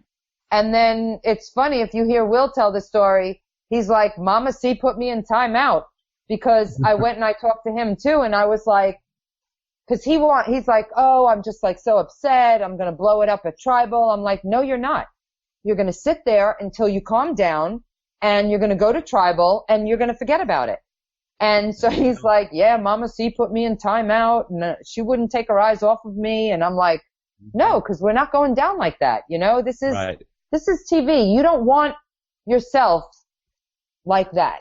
And so I was trying to kind of get that across to him and, you know, make sure Shireen felt, you know, good also. I didn't want her to feel upset. Right. Well, your explanation, makes sense in the sense that it's kind of like the haves wanting more because Will got sent away, and what little bit he got, he's trying to share with those that already had things at the auction, which he didn't get to have. No letters, no extra food, and what little he got, he wants to share. And now the people that had food are coming back and saying, you're not sharing enough. You're holding something back. And when Dwayne and I talked, I was saying the same thing Dwayne was like, that's like being accused of being strategic. But I don't know if it's for the fact that Will may not have seen a lot of seasons or what, but he obviously took it as an integrity question. Yeah. You know, you guys, you guys you got so much and now you want even more of me. You know, and here I got nothing, next to nothing. So. Yeah. What he should have said was, it ain't my fault Rodney's eating everything. Because apparently Rodney ate it all. Well, yeah, he ate a lot. Yeah. Oh, man. All right. So there goes that episode. David, take us further, please. The next episode was the barrel ride and the boat trip. Oh, that was crazy. Or the barrel ride reward challenge. That was the next episode. Yeah, that was. Whose idea was that? To do it slow. Was that Tyler? No, we decided, all 4 of us together. Okay. Kind of, yeah, we were definitely not doing, you know, ride the 3, the Mike style. Yeah, I thought Mike's would work for all of 30 seconds.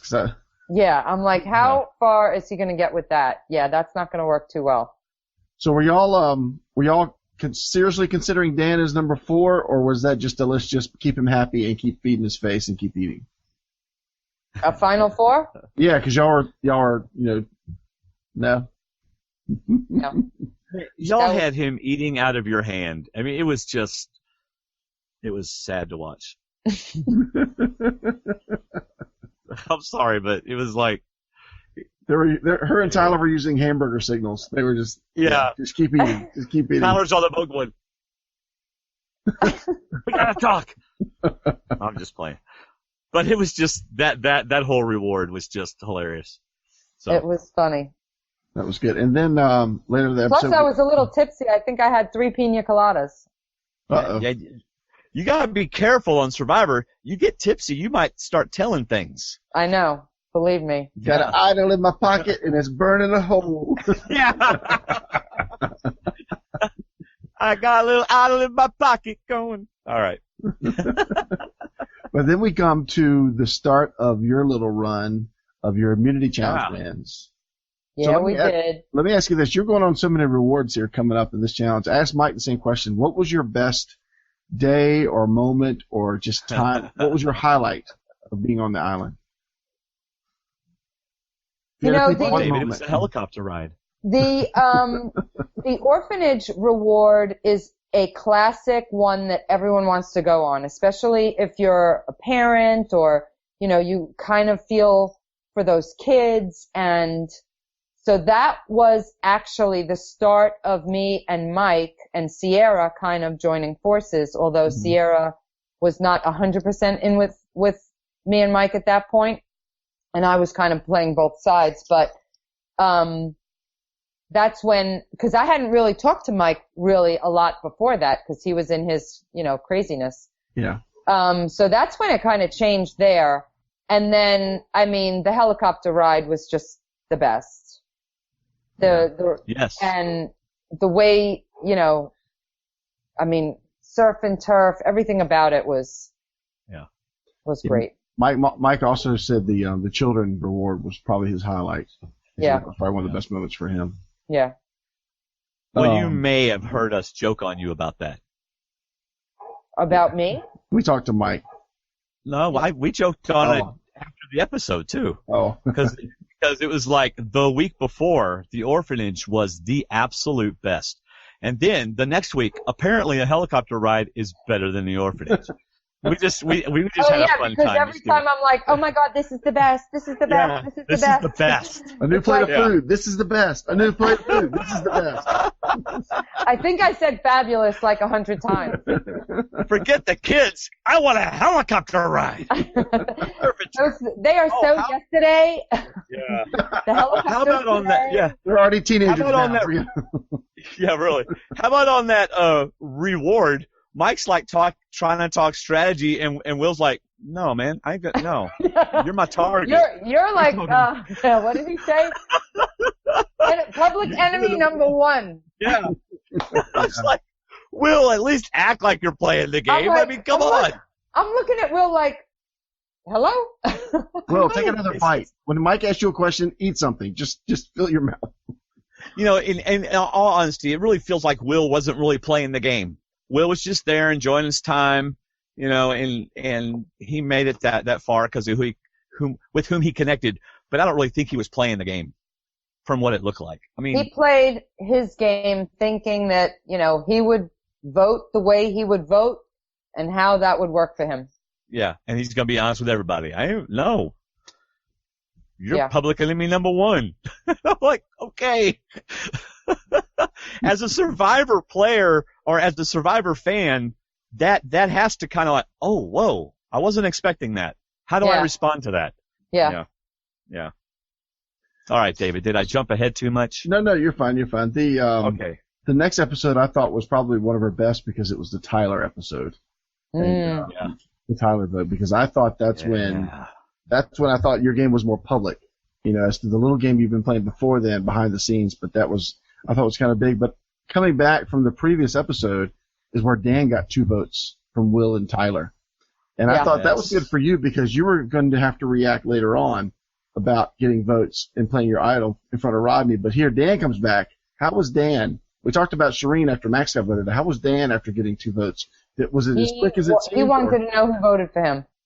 He wanted to know who voted for him. And then Mike is stirring the pot because Mike's like, Dan, I only got 4 votes. You got 2 votes. I think that shows you where you sit in the alliance. Yep. As he sits back in the chair. That's right, Dan. And I was like, ooh, yeah, it does. But yeah, and then Tyler's annoyed with me. He's like, why didn't you play your idol for me? I'm like, why would I play my idol for you when Shireen was going home? Like, everyone knew Shireen was going home. Mm-hmm. Hello? Mm-hmm. Yeah. That's hilarious. Yeah, no, I love the play that Mike tried, but I didn't have any. I didn't think at all he was going to play his idol on Shireen. No. He didn't have numbers at the time. It was too great a risk. Exactly. But it worked. It worked because his primary goal was to show Dan. Well, his secondary goal was to show Dan that he was at the bottom of the alliance. But it didn't really work because Dan didn't listen. Well, I know that. Yeah. That's right. Tell him you need to listen to Carolyn. Just shut your mouth, Dwayne. All right. Open your ears and listen to what the finalists is telling you. You know why Mike didn't play his idol? Mike didn't play his idol because he saw those ropes hanging off those posts out in the water, and he knew what the next challenge was going to be, and he knew he had no chance. That's right. That's right. Because Mama Sue was in the house. Mama Sue's in the house. Right. Yeah. The next episode was the one where you went to the school. You and Mike and Carolyn and Sierra. Was that the first time you started thinking, I'm going to have to work with Mike, or did you think before then? No, I thought at that point I had to work with Mike. That's what I wrote down as a note from the episode. I still got that. Yeah. And then came the rope challenge where you're hanging off the post, where I continue to think if I was in that challenge, the pier would flip as I leaned back with the rope and post. But well, I think the bucket came before that, but who did we vote out during the bucket? Oh, when you won the Shireen. That's when Shireen went. Yeah, that's right. Yes, yeah, Shireen. Yeah, previous episode, right? And then And then the rope. And then you run the rope. I'm telling you, you were sleeping. Anything. If we didn't hear snoring, I was surprised because you were so calm. And I'm like, that's a fit woman right there because she's not budging. She's not moving. And those guys are looking to see what they're going to hit when they fall. They were turning around and looking at their targets. I got into my Zen place and I was like, okay, Carolyn, like, you got to win this. You can do it. So then I just closed my eyes and I'm like, I am not going to do what I did in that whole challenge. I'm going to stay focused. So then I'm hearing splash, splash, splash. And then you see me peek over a little bit. I'm like, oh, God, they're going down fast. They're going down so fast. Yeah. And Tyler's shaking and he's sweating. And then I saw Mike fall. I'm like, oh, okay. And then I knew Tyler was like panicked. And he turns to me. He's like, how are you doing? And I'm like, oh, I'm great. Have we started yet? I'm doing fine. And then he's like, you could see his face like, oh. And then he drops. Yeah.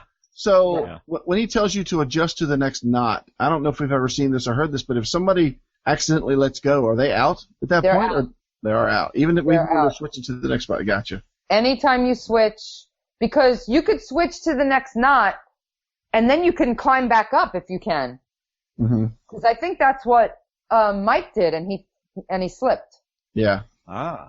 Yeah. Interesting. Well, I was going to say that they dropped off so quickly that Probst didn't even bring out food, and this is the typical food, challenge where he'll bring out donuts, and if you drop off now, I'll give you donuts.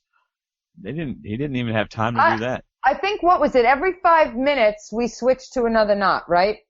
Yeah. Something like that. Yeah. So it was like, I think we were only up there for 20 minutes. How long could you have held, do you think? Oh, I was going to go like parallel to the water if I had to. You were going to go Queens if you had to. Yeah, I was not dropping because I knew my name was on the chopping block. Right. They were all voting for me that day if I didn't win. Right. 100%. Right. Yep. And that's what I liked was this to me was, I thought, your best episode, because after that we got you talking to Rodney, Dan, and Sierra about voting Mike and Tyler, about splitting between those two, And then to Tyler and Will, you were talking about voting Dan. So you were playing all the different groups against one another.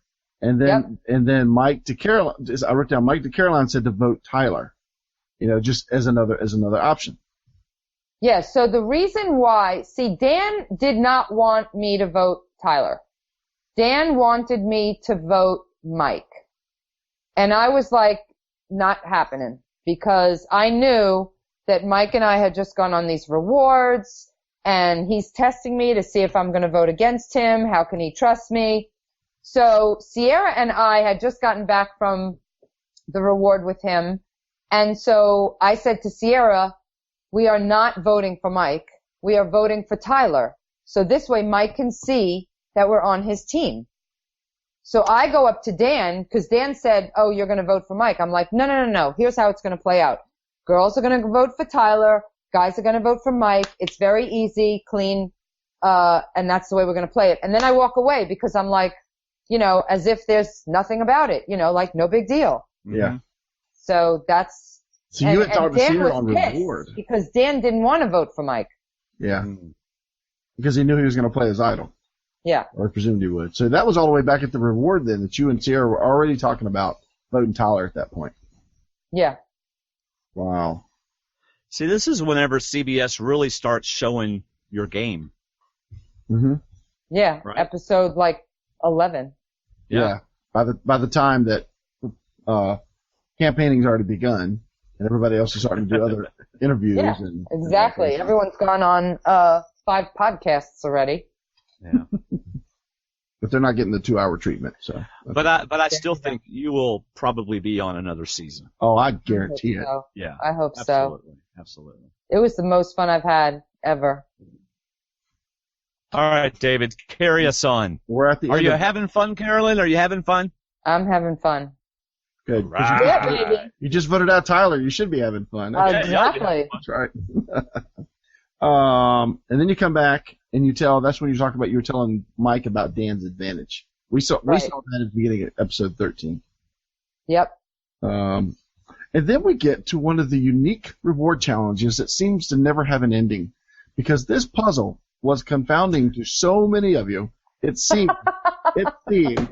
And I read where you got credit for picking up Probst's hints enough, but I kind of thought that I saw Will suddenly come up with a phrase or something that got it saying. I got the X. Once we got the X, I said to them from the beginning, it's all contingent on the X. Mm-hmm. If you figure out the X word, you will figure out the puzzle.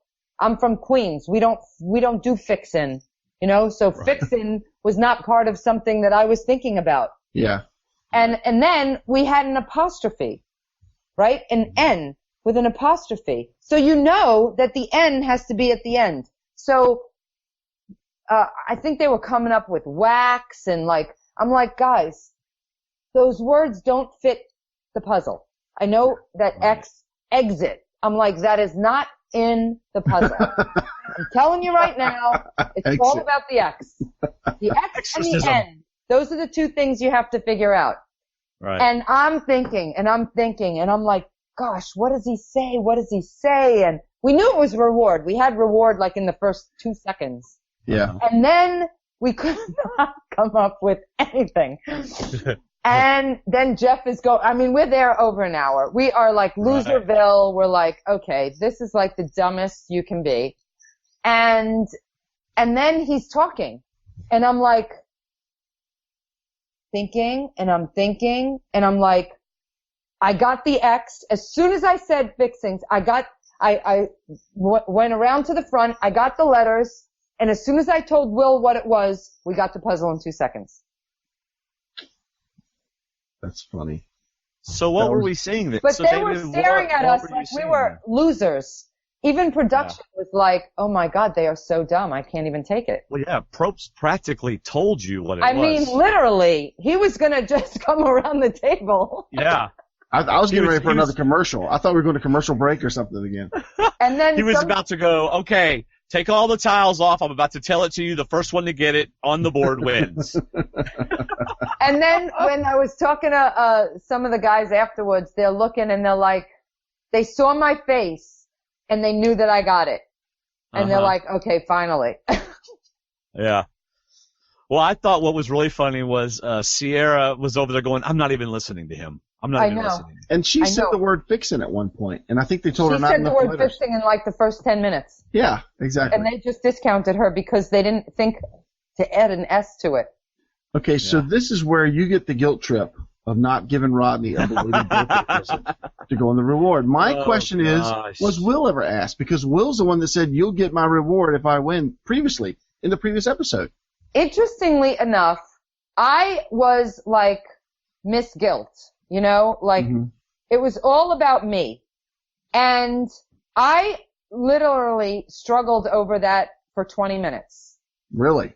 Yeah. And Jeff was... All right, so we are back with Carolyn. We had a little bit of a break there. Sorry about that. For you YouTubers, audio, you don't even know what happened. So we were talking about your 20-minute dilemma of trying to decide if you were going to give Rodney a late birthday present. Yes. Yes. Share with us. Yeah, it was really just, I was really trying to think in my head, should I, shouldn't I, should I, shouldn't I? But then Mike and Will were basically telling me, do not give him your reward. You won it fair and square. You go on it. Right. And so then I decided I'm done. So was Will ever asked? No, not really. I mean, Jeff said if anyone wants to give up their reward, you know, whatever. I think he only said that is because I kept looking over at Rodney. Right. Mm-hmm. I was joking that production probably said, Carolyn, we need you to look over at Rodney for a second. Trying to set up the drama. Yeah. Anyway. So, I don't know. It was, I thought about it, and then I was like, you know what? This is my Survivor experience. That's right. I'm a Survivor super fan. I've been watching the show since season 1, and he doesn't even know what the show's all about. You know what I mean? So I didn't really feel guilty. My oldest daughter, who doesn't watch that much, she was happy watching that episode, and she's like, why are they trying to guilt her into giving it? Shouldn't he have just won the reward? I said, that's kind of the point. You just win the challenge. Exactly. But I guess Rodney was thinking, you know, mothers are supposed to sacrifice for their children, you know, and she's, hey, I'm not Mama C anymore. I'm Carolyn trying to win this game. Right. Exactly. And that's when we already talked about Will revealing his game right in front of everybody about getting rid of Mike. And then Mike, isn't that where Mike said, I just don't want to lose to Rodney. You know, whatever happens, I don't want to lose to Rodney. Right. Yeah. So, but I think that's that was so much fun, though. We had surf and turf. That's the first time I ever ate lobster because I don't really eat seafood. You're missing so much. I know, but I ate all of it. I ate awesome 2 filet mignon pieces, lobster. Oh my God, it was so good. The only thing, the reward with all the fixings, I said to Jeff, we did not get all the fixings because we didn't have dessert. There you go. Plus, 2 of the melons that y'all were supposed to eat, they took them over to camp so Dan could find them. I don't know. He picked them off a tree. I don't know how that happened, but I don't know where that tree was. We've talked to others, too. From that area. Those melons were planted. There is no way, after that many days on the beach, that nobody else found those melons, and no one else found anything like them ever again. In fact, you know how when you go to the grocery store, Carolyn, and you buy fruit and it has the little sticker on it?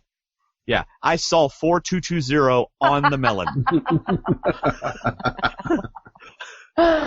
Yeah, that was I didn't know anything about those melons. I was like, whoa, wait, where did those come from? Yeah, so did everybody else. Yeah.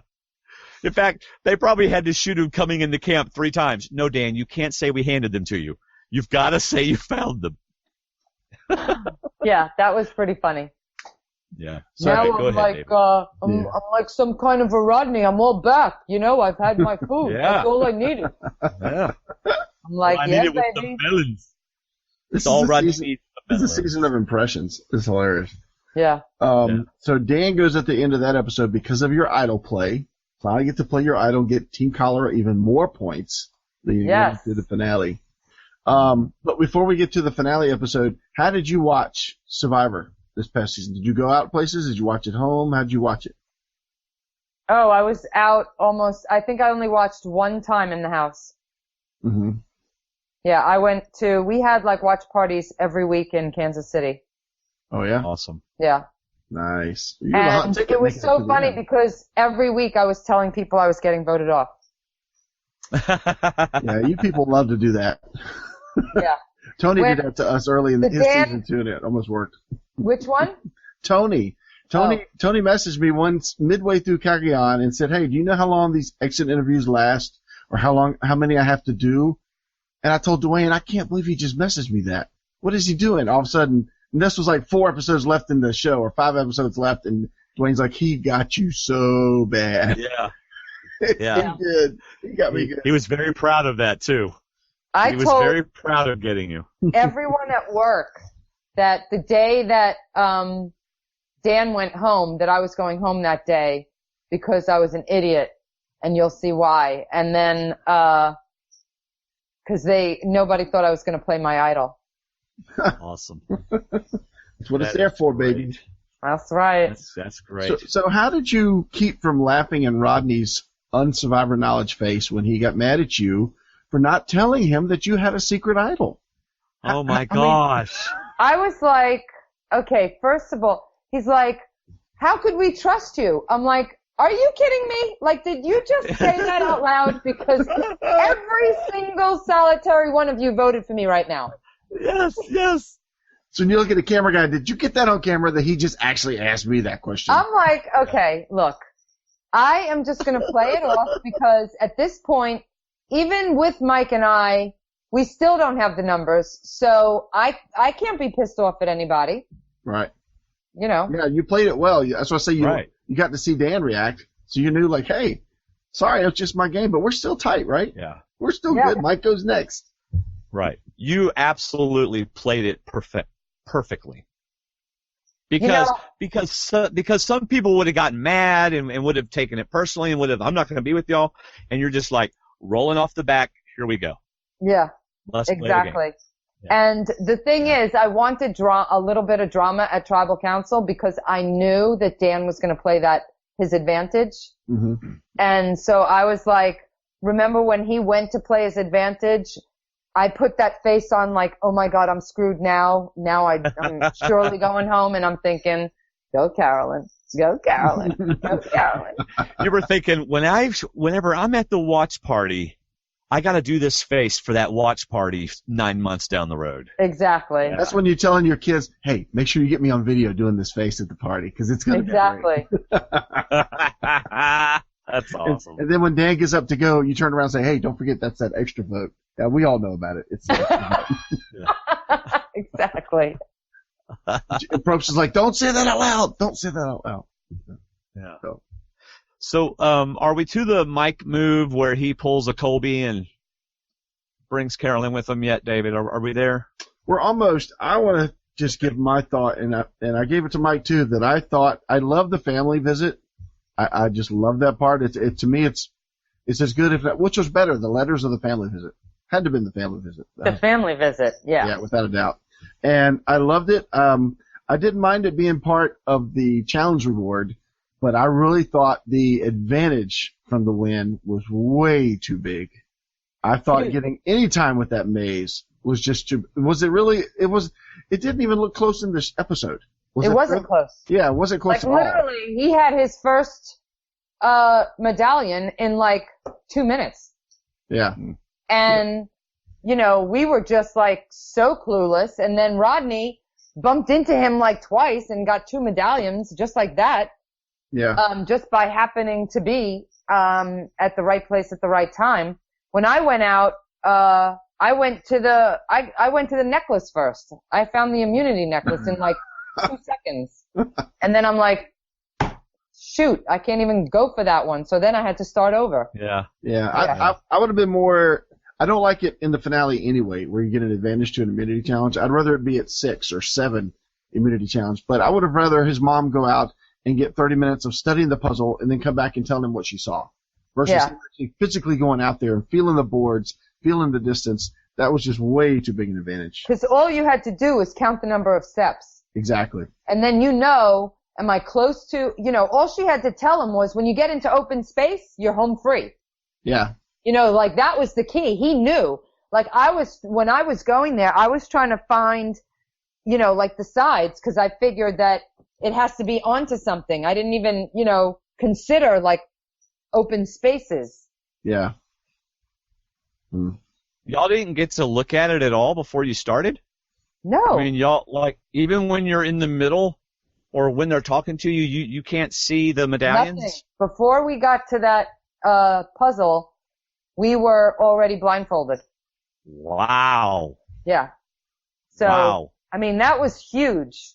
Yeah, you could see which direction you're going in, but you don't know anything else about it. And and remember, it was 4 of the exact same things. So if you got one, all you had to do was make sure you go in a different direction and find the next one. Wow. Yeah, It was big. It was huge. So even though Sierra went, how worried were you that you were going to be the target? Oh, I was 100% worried. Yeah. Yeah. But when Mike told me he wasn't voting for me, I was like, okay, at least I know that he's not voting for me. And then I thought I could get the boys to vote the same way. Like I thought I could be okay, but I was nervous. My only worry would have been voting out Sierra would have been voting out someone that could have given a Mike a challenge at the final immunity challenge. Yeah. Since I was honestly not voting for Sierra. The only one that the only reason why I voted for her was because literally at the last second everyone decided they're voting Sierra. And I'm like, what? Wait, what? And then we're on our way to tribal council. So literally, I had no idea what I was doing. Yeah. And then I went to tribal council and I heard what's going on and I'm like, okay, well, they're all voting for Sierra. And so therefore I can't vote for Rodney because then I'm clearly at the bottom. Right. Right. And so I just felt really bad. That was the one that I had no idea how I was going to vote. Yeah. All right. So at that point were you thinking, well, I don't know if you would have or not, but Mike saying I'm not going to vote for you, did you at any time ever think Colby and Tina from season 2? Absolutely. I thought at that point that we were going to the end together. Okay. Yeah. At Final 5, when he said, I'm not voting for you, I was like, okay, I'm in. Cool. Little did he know you would have voted for him if you had the chance. I think he probably knew that, but yeah. We literally voted the exact same way for every vote except for Shireen. Wow. And then we get to what looked like the most physically challenging challenge that y'all had out there. That was unbelievable. I literally thought I was going to die. Yeah. And that's you, probably the most fit of anybody out there. Well, cardiovascularly, for sure. Yeah. Mike was pretty fit, but, yeah. Those steps. I give him credit, though, for, because if you win the fire making challenge, you get what you want, but if you lose, at least he gave you the opportunity of staying in the game. So it was kind of a win-win for him.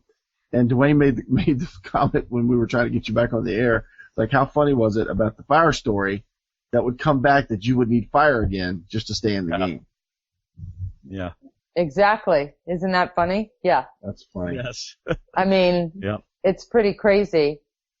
Well, and I almost caught up. If you know, he was only 3 puzzle pieces ahead of me in that challenge. Yeah. So it was closer than we thought at the end? Well, if you remember, neck and neck. He got 1, I got 1. We both had 2 at the same time. Then he got 3 and 4 together, and I got 3. Right. Then he got 5, and I got 4. And then he got 6, and I was at, so yeah, he was 3 pieces ahead of me. Wow. Yeah. And Rodney didn't even try. He couldn't, get 1, and Will got only 1 piece. Yeah. And remember, I was the last one to finish, so I had to catch up. Yeah. Mike finished ahead of time. Mm-hmm. He got like a 2-minute head start, and I caught up. Man. So were you go ahead. I'm just thinking, poor Carolyn, she looks back on this season and thinks, I could have won if this. I could have won if this had happened. I could have won if this had happened. Just so many things worked against you. It's a season of coulda, shoulda. Yeah. Coulda, woulda, shoulda. Yeah. Yep. Go ahead, David. I'm sorry. Were you stressing over the idea of your Survivor life going out with the fire? That had to have been one of the worst. When he told me that he wasn't voting for me, and I was like, okay, great.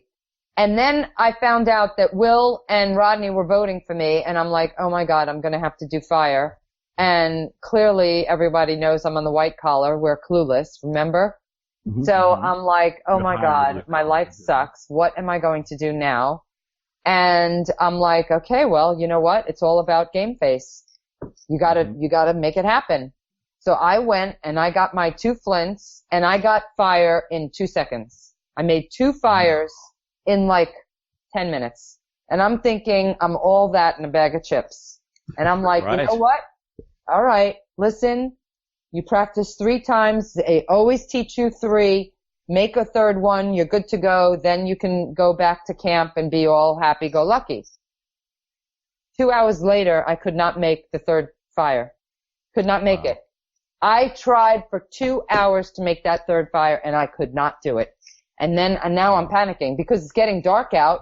I know tribal council is on its way. I've got to go back to camp.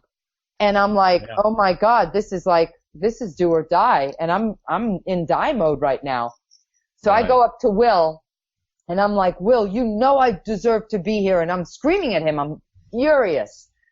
And then he's like, I'm not talking to you no more. I'm voting for you. And that's the end of it. Boom. And then he's going to do his dishes. And I'm like, that sounds like Will. Mike sees me freaking out and he's like trying to pump me up. Like, you got this. Make it happen. Come on. You're tougher than that. And I'm like, yeah, that's right, I am.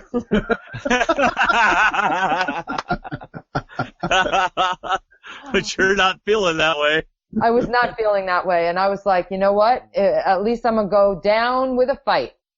That's right. So. A long, slow, arduous fight.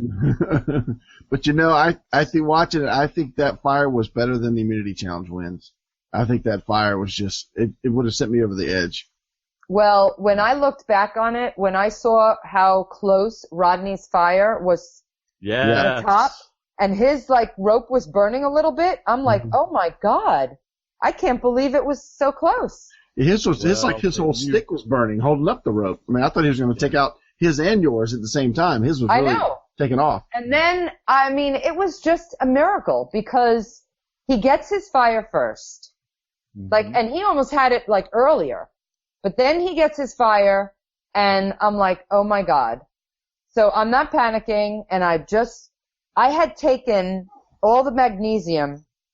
I lifted up my little thing and I had like so much magnesium. I'm like, okay. So I took it all in my hand. I poured it onto the husk and then I did like 2 things later and boom, I got the fire. And I'm like, I know what to do once I got a fire. Right, which is why you beat him. That's right. So, and then I know I was probably taking a little bit too, much time to make sure it was like a picture perfect teepee. Yeah. But, cause when I'm looking at it, I'm like, hurry up. And I'm like, oh wait. Don't worry. Oh wait, I win. Oh yeah. So, so then I just didn't panic and then it just, like it all happened. It was fabulous. Okay, so I'm really curious. During the very long time that it took, what was I know you probably were very focused on your fire, but was like production laughing? Were they sighing? I mean, were there jokes being made about how long? We had no idea how long it was, honestly.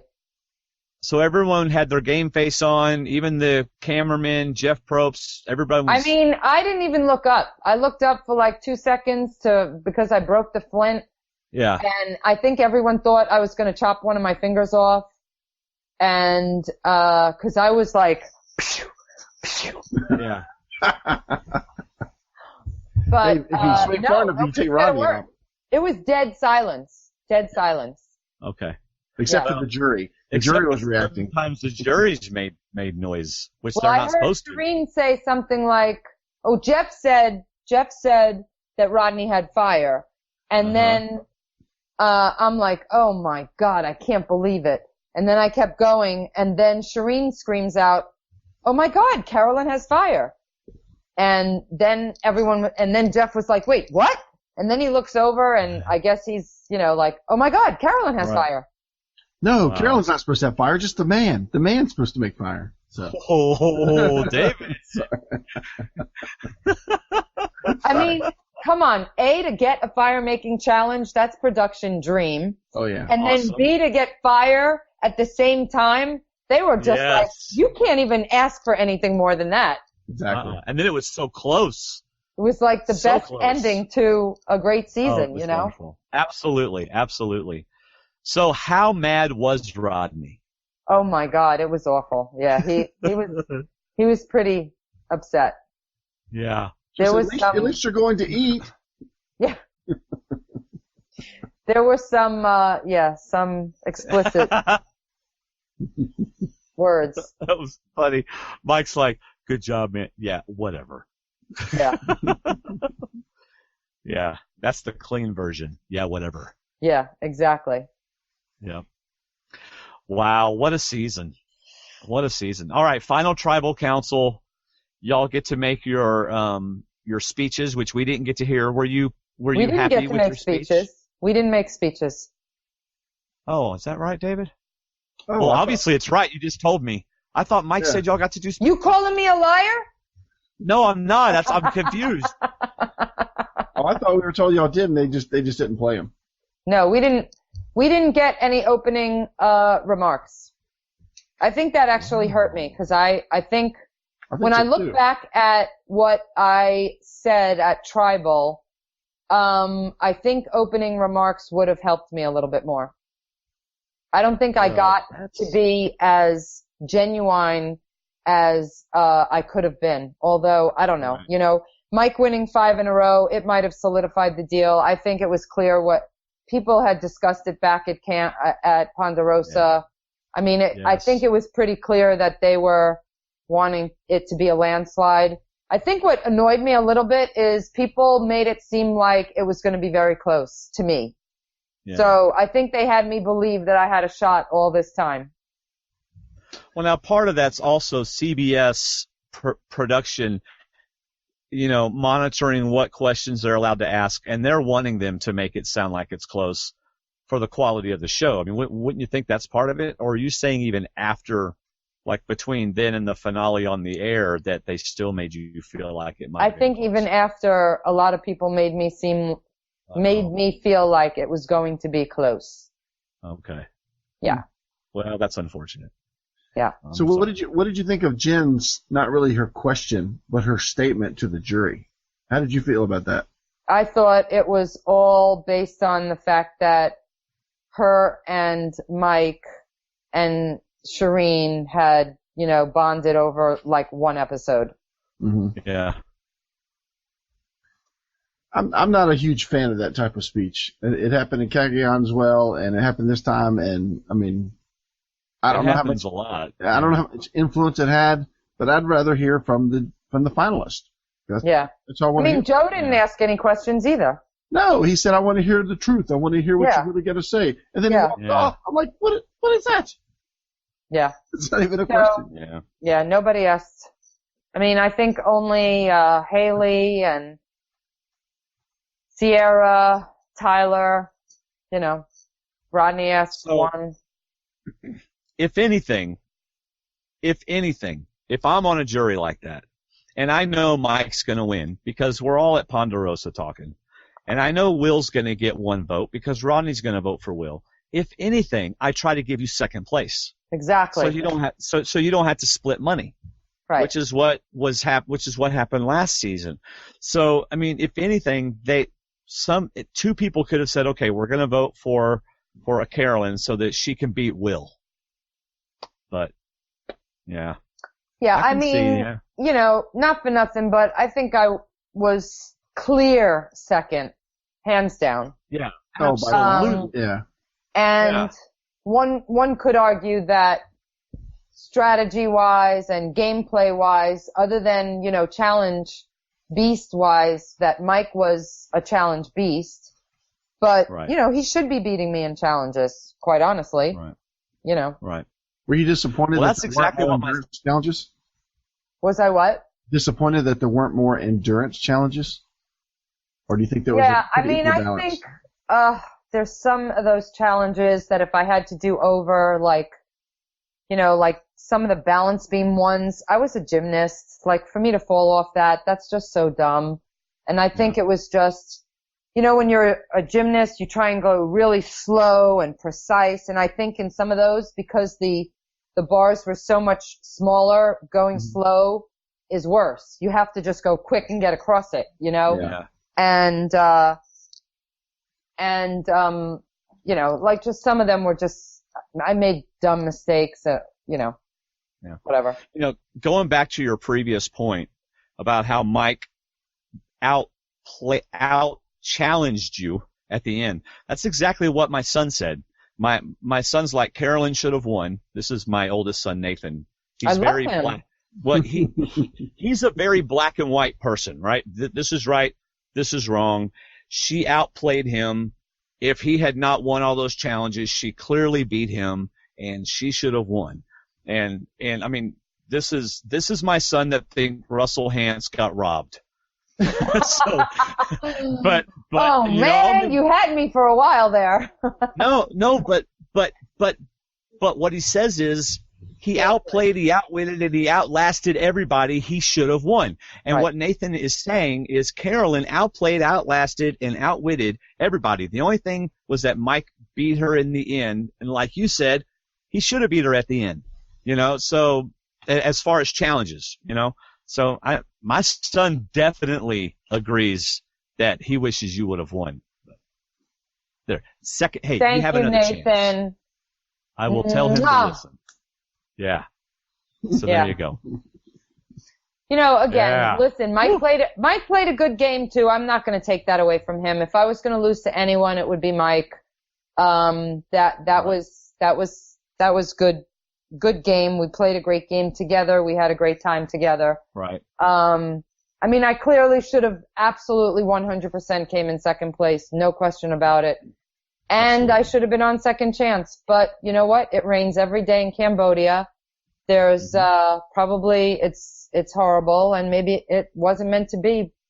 When you go on back-to-back seasons, I think you already have a target on your back. So, you know, maybe it's a blessing in disguise. Right. As long as I get another chance. That's how I feel. Right. Crud, I had something I was going to say. I hate it when that happens. I had something I wanted to say and I completely forgot it. It just went over. So Dave, look, I got something on here. Oh, here we go. This is from Salome5. Personally, I think Carolyn got completely shafted. I don't like to use the word deserving in the context of Survivor, but given that her competition was Will, she most definitely deserves second place. I wish Vitas had been sitting on that jury. That's from Salome or Salami5. Thank you. There's another person. Well, you know what? I mean, in all of the exit interviews, even Will said that he was so surprised that I didn't get more votes. Yeah. You know, it is what it is. I think in the long run, when you do play the second time, that it's probably going to end up helping you that you didn't win, because that's going to be a mark against you by going on another season, whether it's a winter season or whatever. But the fact that you were close, but that you showed that you were loyal, you were smart, that you were good in challenges, that you were somebody that you want to align with, not be against. Because if you're against, then she'll find a way to keep you off guard and knock you out of the game. Right. Of course, just trying to find a silver lining in a loss, but still. There you go. Yeah, that's because you picked me from the beginning, and Dwayne didn't. You know. There you go. Well, actually, David picked Mike to win. I just want to say that. David did not pick you to win. Okay. David, trying to, But she was on Team Cholera. She was on your team, yes. I do remember what I was going to say. Oh, boy. Mike made a major social error in the game. And the only way he won was that he saved himself by winning all the challenges. But he made a major mistake at the auction. Did Carolyn make a major mistake? No. Just thought I'd throw that out there. No, because she was always with the numbers. She was always in the alliance.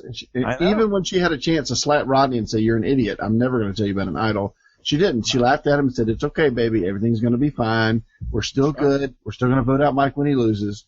And just keep saying that. And in fact, that's almost what you needed to say to Rodney every day. We're just going to vote him out next time he loses. Oh, he won? Then we'll vote somebody else. But then we'll vote him out the next time he loses. Just keep him calm.